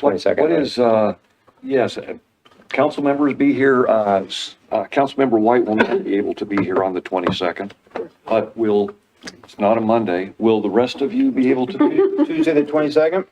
It's a week of Thanksgiving. It's the week of Thanksgiving. Week of Thanksgiving. It's our normal meeting time. Yeah. I'm good. Great. That's not the Friday after Thanksgiving, is No, it? it's not. No, it's not. Tuesday before. Second is our regular. Siberian orchestra I'm going to. Okay, Okay, so we will have then the regular meeting on the 22nd. yes. And it looks like tentatively we can do the 14th and do the standards that night as a joint with P and Z. And then On when? on the 14th of November. And so then the next one we were trying to schedule was the, At 5 o'clock, the standards at 5 o'clock. the standards at 6 o'clock for P and Z. They have a harder time getting here. I mean, unless, They liked it at 6 o'clock. We were working around somebody's training schedule, Yeah, but council practice meeting- schedule. yes. Sorry, would that night also, would we start the meeting at 5 to continue deliberations? Or would we do that another day? Are we just doing a workshop with P and Z on the 14th? Is that enough time? I'm not certain that would That's be like enough 2 time. weeks. I don't think an hour is going to be enough time. Yeah, we don't want to Take tie that that over down to for an you. hour. You're going to probably need more than an hour, maybe Get not, my but answers. I don't want to. So I guess, I would just do your regular council meeting and find another time for the joint workshop. on the 14th, Mm-hmm. because that's probably more important. Okay, All right, sounds good. At 6 o'clock or 5 o'clock? 5 o'clock then, if it's just your Talk on the meeting. 14th for rescheduling our November. Regular, Correct. the regular meeting, and then we'll put on their Not a joint consideration. workshop. So I'm not inviting planning and zoning. All right. Okay, And then, hang on, make sure we're on the same boat here. sorry.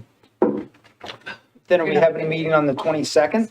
That's your regular That's your meeting. regular So meeting. we're having a meeting on the 14th at 5 o'clock. And that's going to be a continue or The 14th is the reschedule of your 8th, because it's election day on the 8th. right? And then It's gonna be a 8 days continuous- later, we'll have another regular meeting. Correct. Okay. Yes.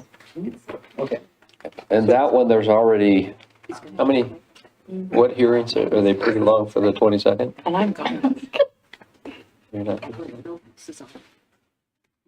I have Okay. one. I have one Let's do this. public hearing that'll happen on the 22nd. Just one? I think it's just one. Can I have Katie cover Sorry, that then? tired. Yes. So, plan on the 14th and 22nd, and why don't we then shoot you some dates for the Right. other? Okay. All right, we're just getting into everybody's Yep. holidays and busy time, and, I think they have one at the end of November and two the first meeting in December, So when are we doing it? public hearings. November 14th, 5 Oh, PM. we're still doing it. So if I happen to get ill about halftime, Roger? Remotely, you stay Okay. home, watch it. Team's losing. Computer with all right. When are they continuing Your phone, this to? the 14th, Okay, we have that 14th is lined out. continuation Okay. tonight. They're even in line. All right, and then we'll work on, send you some People here in dates. the Do we audience. need a motion and all that and approve it? No, for the schedule, Okay, no. it said new, Well, oh, you it's need an a- action item, but Well, because you need a motion to move your November 8th meeting to the 14th. You do That's need all that. we'll do tonight, and then we'll try and set those other two meetings up. all right, You make that a motion? I'll make the motion that we move or cancel the November 8th regular meeting and schedule it till November 14th at 5 o'clock. Second. Any discussion? Roll call vote, please, Abby. Councilmember Satterfield, Yes. Councilmember DePreez. Yes. And Council President Roach. Yes. Okay. To our next item of new business, we have the approval of the JUB engineers authorization for the contract amendment for design of the Ramsey Road North Gravity Sewer. Mr. Soderling. All right. I believe, and if I'm wrong, I'll answer questions, but I believe the contract in the packet's pretty straightforward. The reason it's on new business because of the next item kind of goes with it, and I also want to just briefly explain why we've moved that project up. We got money from the federal government to complete both phases of the Ramsey Road extension, which means that instead of being built in 26 or 27, it's scheduled for the same period, which would be probably the summer of 2024. Oh, great. Which means I've got to get utilities in the ground the summer of 2023, which is not very far away. So we're hoping to get this started, and so that's what this agreement, that contract's about. There is a little sketch on the second page of that shows where that project is. It's projects 2-06-8 on that little sketch on the second page of the agreement. So it's just the very north end of the Ramsey Road extension corridor where it hits Lancaster. Is that? Into a roundabout. I think it's, if it's in color, it's in yellow. Yeah. Yep. Yeah. So that's really that open field that's between Warren K Road and the park, City Park. It's going to come right through the middle of that field. So. Do we have any questions or comments from council regarding this? You said we received money from the federal government to... Not for that, but we did for the road that will go over top of it.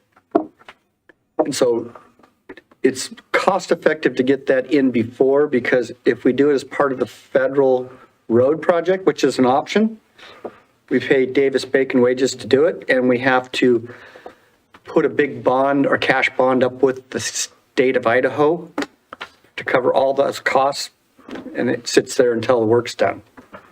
So it's better if we can do it ourselves before the road project. Do we have any other questions or comments from council? Hearing none, I'd be happy to entertain a motion to approve the JUB engineer's authorization for the contract amendment design for the design of the Ramsey Road North Gravity Sewer. So moved. Second. Do we have any further discussion? Hearing none, roll call vote, please, Abby. President Roeder? Yes. Councilmember DePriest? Yes. Councilmember Satterfield? Yes. Motion passes. Item number 5C, new business, the authorization to request reimbursement from the Hayden Urban Renewal Agency for the Ramsey North Gravity Sewer Project design costs. Al? So this section of this is in the HURA district. They've been looking for public works projects that they can fund. So I would like authorization from the council, if you so deem it appropriate, to request that they would fund this design project. And also I would ask that they would fund the construction once we have those dollars, but they won't do that until they know what the dollar amount is. But I would follow it up once we get to that point with wanting to make that same request. I'll come back for that authorization, but just to answer this question. Thank you very much. Comments or questions? Councilmember DePriest. So I'm hoping I'm understanding this correctly, and information for everybody in the room and on the big screen. HURA is going to fund this? Well, If we ask, I would hope so. Okay, and the construction? I'm hoping. Okay. We have to ask, and so, okay, just want to make sure we all understand that. One question for legal, whether I can vote on this because I'm on the HURA board.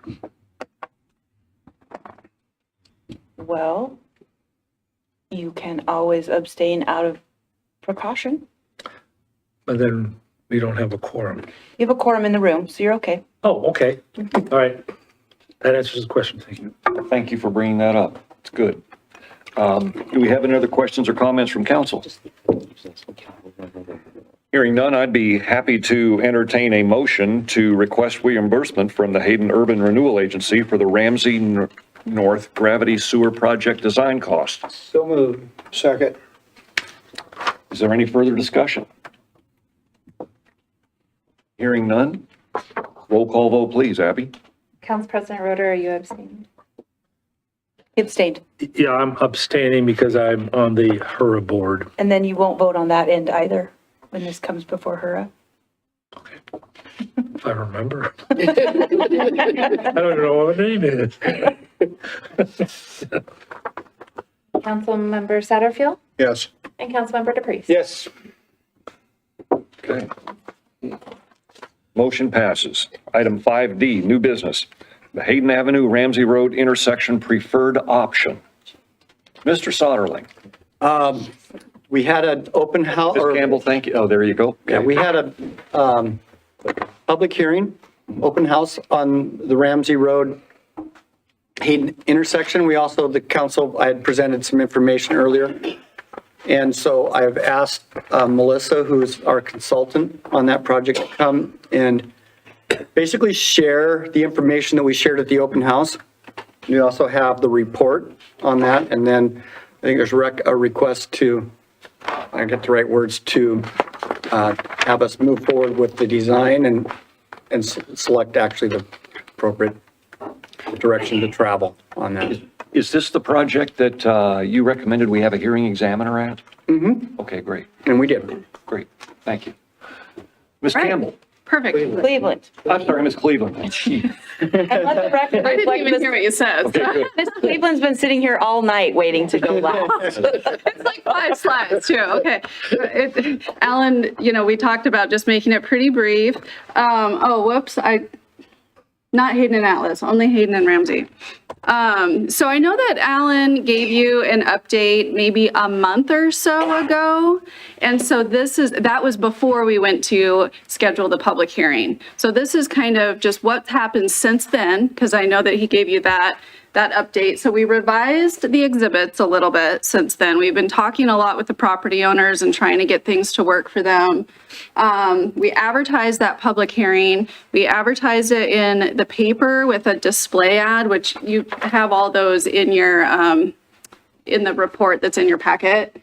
The press wrote an article that also kind of got the word out. We sent packets of material to all the adjacent property owners and to the business address or the home address if it was a rental, for instance. And then it was on the city's social media and the website and the reader board. So I think we got the word out. So we held that public hearing, and I put public hearing / open house because it was really an open house. The only thing that made it a public hearing is that we noticed it in that way. And we had the hearing examiner here to assist people in providing their testimony if they needed that. And she did help them with that. And then at that, we gathered public feedback. It was pretty well attended.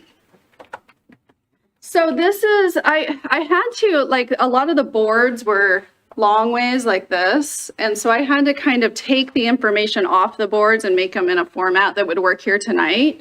But the first board for the public, and these are all in that report too. Why do we need improvement at this intersection? So what this board had quite a few things on it, but the queue length here in black is in 20 years if you do nothing. So these queue lengths extend like a quarter mile down Ramsey and, a long ways down each of the legs on Hayden and up Ramsey. With the signal, the queue length is in red, and then with the roundabout, the queue length's in blue. So I don't know if you can tell that, but that we tried to somehow explain this to the public in a visual way instead of telling them that the queue length is 2,000 feet long or something like that. So that was, and then this was also on that same board. We talked about the number of crashes at the intersection. And then we talk, and I think you guys are familiar with this term, level of service. And it really has to do with the delay that people experience as they travel through the intersection. So today it's level of service D. And on average, people this is in the peak hour. Okay, this is in the PM peak hour. This isn't, At night. 10 a.m. or midnight. This is at the PM peak hour. That's kind of what traffic engineers look at. on average, the people are almost 30 seconds getting through the intersection in the peak hour. If you do nothing, if you punt and say, well, we're just not going to do anything, it'll be level of service F, and this is like a serious F minus. So average delay per vehicle would be more than 3 minutes. If we do the signal in 20 years, it's level of service C, so it's just barely better than what you've got today. This is right on the CD line is what we say, because 25 is the trigger to go to level of service D. And the roundabout in 20 years just functions amazing. It's a level of service A. So that was the first board. Then we try to, when you're looking at doing one option versus doing another option at an intersection, you try to come up with some like criteria to compare the two. And so this is some criteria that we've used in the past. Roundabouts are generally have fewer emissions and less noise, less braking noise, because a lot of the times people, they just slow and creep through. There's not a lot of stopping, whereas at a signal you stop and then you go again. So that's why the roundabout is an advantage there. Safety, roundabouts are safer. There are fewer crashes and fewer severe crashes at roundabouts. There are fewer conflict points. Sometimes there's opportunities for landscape or art in the middle of a roundabout, like the one at 4th and Honeysuckle. It has some landscaping, can be attractive. In this case, the roundabout is quite a bit cheaper when we go through some initial cost estimates. And also the right-of-way acquisition is just a little less. They're almost identical, but it's just a little less. On the right-of-way acquisition, I wrote this in the concept report, but I wanted to bring it up. Nothing's been appraised. So what we're doing is we're working with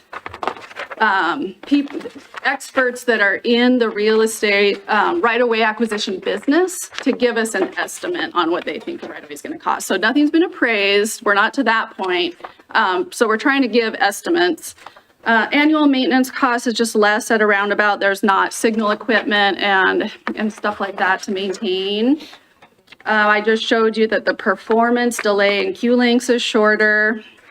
Dependability, that just means that, if the power goes out, the roundabout still works. They're pretty much the same on pedestrian function and safety and bicycle. And a signal is probably easier to build during construction. And the public is generally more familiar with signals. They've driven through more signals than they have roundabouts. And public acceptance, we used to put a check in the signal option on that because we use this table often. But now it's kind of like, people are becoming more familiar with roundabouts. And that was something that we found during the public meeting as well. So there were boards that just kind of showed so people could walk up to them and see what this concept would look like. Again, it's a concept, it's not a design, but we've gone pretty far into the concept because we have a lot of constraints to manage at this intersection. So this is what the signal looks like. This is what this shows is the right-of-way need on each corner in purple. This wasn't a board at the public meeting, but this was mailed to the property owners before the public meeting. This wasn't a board that we had there. And then the roundabout, this is the picture of what that would look like.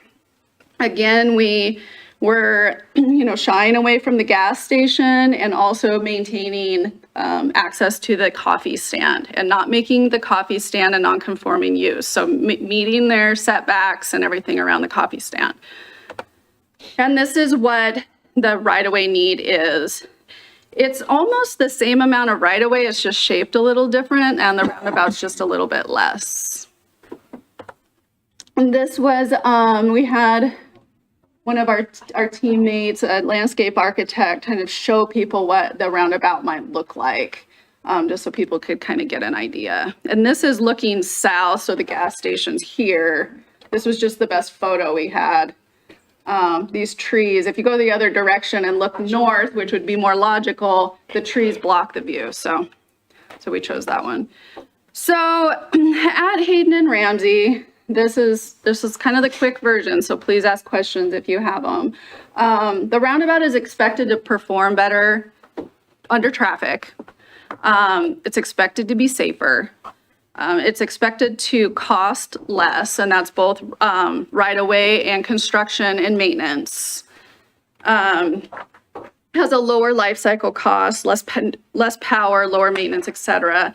And if you read the public comments in the concept report, for the most part, people were really supportive of the roundabout. I think there were 2 comments that were focused more on the signal. I mean, we spent a lot of time with the people at the meeting.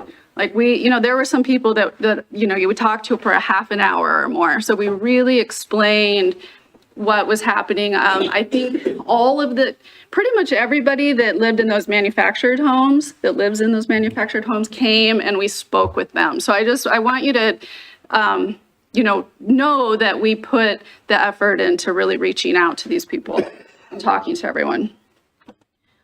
So next steps are, this was a slide that was in Alan's presentation before. Now we're to the step where council decides roundabout or signal or do nothing. At this point, Welchcomer, as your consultant, is recommending the roundabout. And Alan can correct me if I'm wrong, but the city staff is also recommending the roundabout. I concur with that. Which it's been quite a process to get here. We've worked on this project for like 18 months now. And I think when we started, we were all kind of thought that it would be a signal at this intersection. But just getting through it and working with the adjacent property owners and figuring it all out, now the roundabout is our recommendation. Yes. Yeah. The last one, finished designs of both intersections. Now, there's one intersection. You know why? Because I used the same council presentation that Alan did before, and it also had Atlas. It had the Atlas intersection. Okay. And I was doing this, yeah. Okay. It's just, yeah. Okay, yeah. And I get, I'm sorry, anybody Because else? there was the other presentation had 2 intersections that we were talking about. Oh. But just designing one option. Yeah. We're not going to design this, the one that's not selected, we're not going to design it. And I guess I'll stay on it. I'm assuming, and I know what that means, okay, in the future, Hayden's going to be widened. I mean, next 10, 20, 40 years, I would assume, if projected growth is what it is, to maybe 2 lanes each way in the center turn lane. Is that in the plan at all? And by 2040, I mean, or is it always still going to stay the 2 lanes? Hayden is, this is my understanding, Hayden is 5 lanes to Atlas, and then east of Atlas, it's a 3-lane section all the way back down. 100 to Atlas, 5 lanes. Atlas to 95, 3 lanes. 3 lanes. So one on each direction with a turn lane. Yes. And so we're taking that into Clear through to account. 2040, basically. And that's what this design looks like, was based on that type of not the 5 lane. Okay. Yeah, that's all based on the modeling that was done in the. And Ramsey, since it intersects there, is 5 lanes from Prairie to Hayden and 3 lanes from Hayden to Lancaster. Yeah, so if you can see this has 2 lanes coming north. One of them is a, you have to go right if you're in this lane, because the 2 lanes don't go north on Rams. It's a lot like the ones down in Celtice and Post Falls. Yeah, similar, where you've got, different lanes going, yep.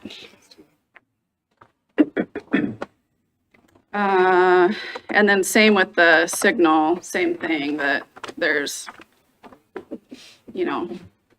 we're matching into what you're going to need in the future. The signal though does include right turn lanes to get the capacity we need. So right at the intersection, it's bigger. Right. Yeah, and the signal, just to get to level of service C in the future, this is the number of lanes that we need at the intersection to serve everybody.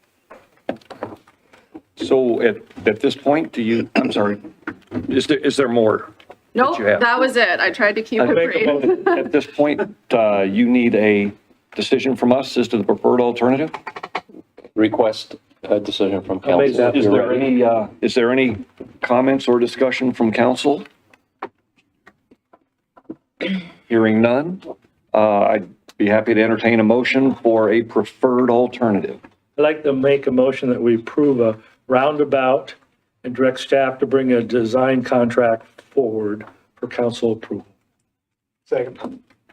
Motion's been made and seconded. Is there any further comment or discussion? Hearing none? Roll call vote, please, Abby. Councilmember Satterfield, Yes. Councilmember DePreez, Yes. and Council President Roder. Yes.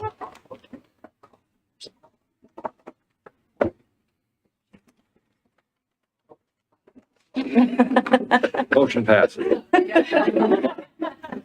Roundabout it is. And thank you so much for sticking with us. Thanks. Item number 6 on the agenda, we have reports from the city administrator. Mr. Boyer. I'll be really brief. Reminder, tomorrow night is the public forum on the law enforcement base budget increase at 6 p.m. and mayor and council can attend that and listen. I think it probably be wise just to let, at 6 p.m. It'll be in here and let the public ask the questions and listen, but you're welcome to come. Can we talk to them? If they ask us a quick, can we? You just can't advocate for or against. Okay, yep. We're gonna just keep it neutral, no pro con, not advocate, just provide some information. The trunk or treat is coming up this Friday at 6 p.m. And are any of you planning on being there to help or do anything? Want to be there? It's at Hayden Meadows. You're welcome to be there and hand out candy if you want.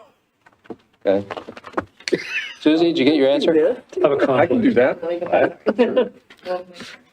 Are you maybe? Oh, I think Sandra said she might have wanted to, but. I'll be driving through with my granddaughter, That's how you're gonna participate. so I will be there, but So you want scary, you want gonna help. people hand out So we're, to be scary, is that it? just, some are scary, some are fun. We've So got 20. so in other words, I can come normal and just Size one this year, yeah. Come as a high school football come as coach. Ed. We don't pay ours. So Concerned about.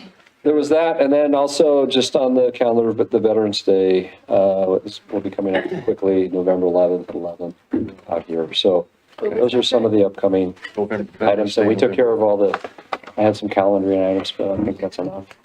Thank you. You know, it's, Save it for next. no, it's gonna be quick. Roundtable discussion. Councilmember DePreez. I've noticed in the newspaper that sometimes in the notices, it doesn't give the actual address. Sometimes it does, other times it's just a big, long legal description that nobody's gonna sit there and try and decipher. Can we somehow put the actual address in every notice? If it exists. That's the Or, difference. or closest center, something that's They're in there. northwest corner, the southeast, this and that, blah, blah, blah, blah, blah, you know, who knows, who's gonna find that? Okay. Okay, We can do that. Second, I'm gonna say it here because I couldn't say it earlier. And I know I can't participate in it, and that's why, but it's just so frustrating that we can't sit and explain more of what we want, and how to work things out. That was where I was trying to go, and hopefully that'll all be taken care of somewhere else. And I hope and believe that tomorrow's forum will address, because I still think there's a lot of people that don't understand perpetual versus one-time funds, dedicated enterprise funds, what statutorily can or cannot be used or moved around. And I hope that discussion is had tomorrow night, so that, because I know there's a lot of people who still don't understand that we can't just take this and put it here just because it's in there. So there's not a presentation per se. Well, I have some slides. Brett has not let me see his slides. I'm gonna let her Tell him see them. whether or not They're he's going to neutral. give a presentation tomorrow night. Absolutely. There'll be a minimal presentation. They're all neutral. But it's for the public to ask questions. Yeah. I do have, and this was helpful. Calvin in the audience here, he came and we spent some time on the budget. I hope that's okay if I say that. And in preparing that, I was trying to think of a way, if somebody has questions about the budget, to try to explain that. And I'm going to probably type that up. It's neutral. It's not pro or con. It's just about the budget. That's the biggest understanding that I keep getting. People think you can just take money here and put it there, and you can't, and then they don't understand what can and can't be done. You mean an elevator isn't a road? Sorry. Well, could be. Well, Sorry. how'd I do? It's a path between Great. I thought you By did you great. and Vonda. Okay, sounds good. Anyways. All right. Do I hear a motion to adjourn? So, Amen. Ladies and gentlemen, thank you guys so much for staying tonight. We appreciate it.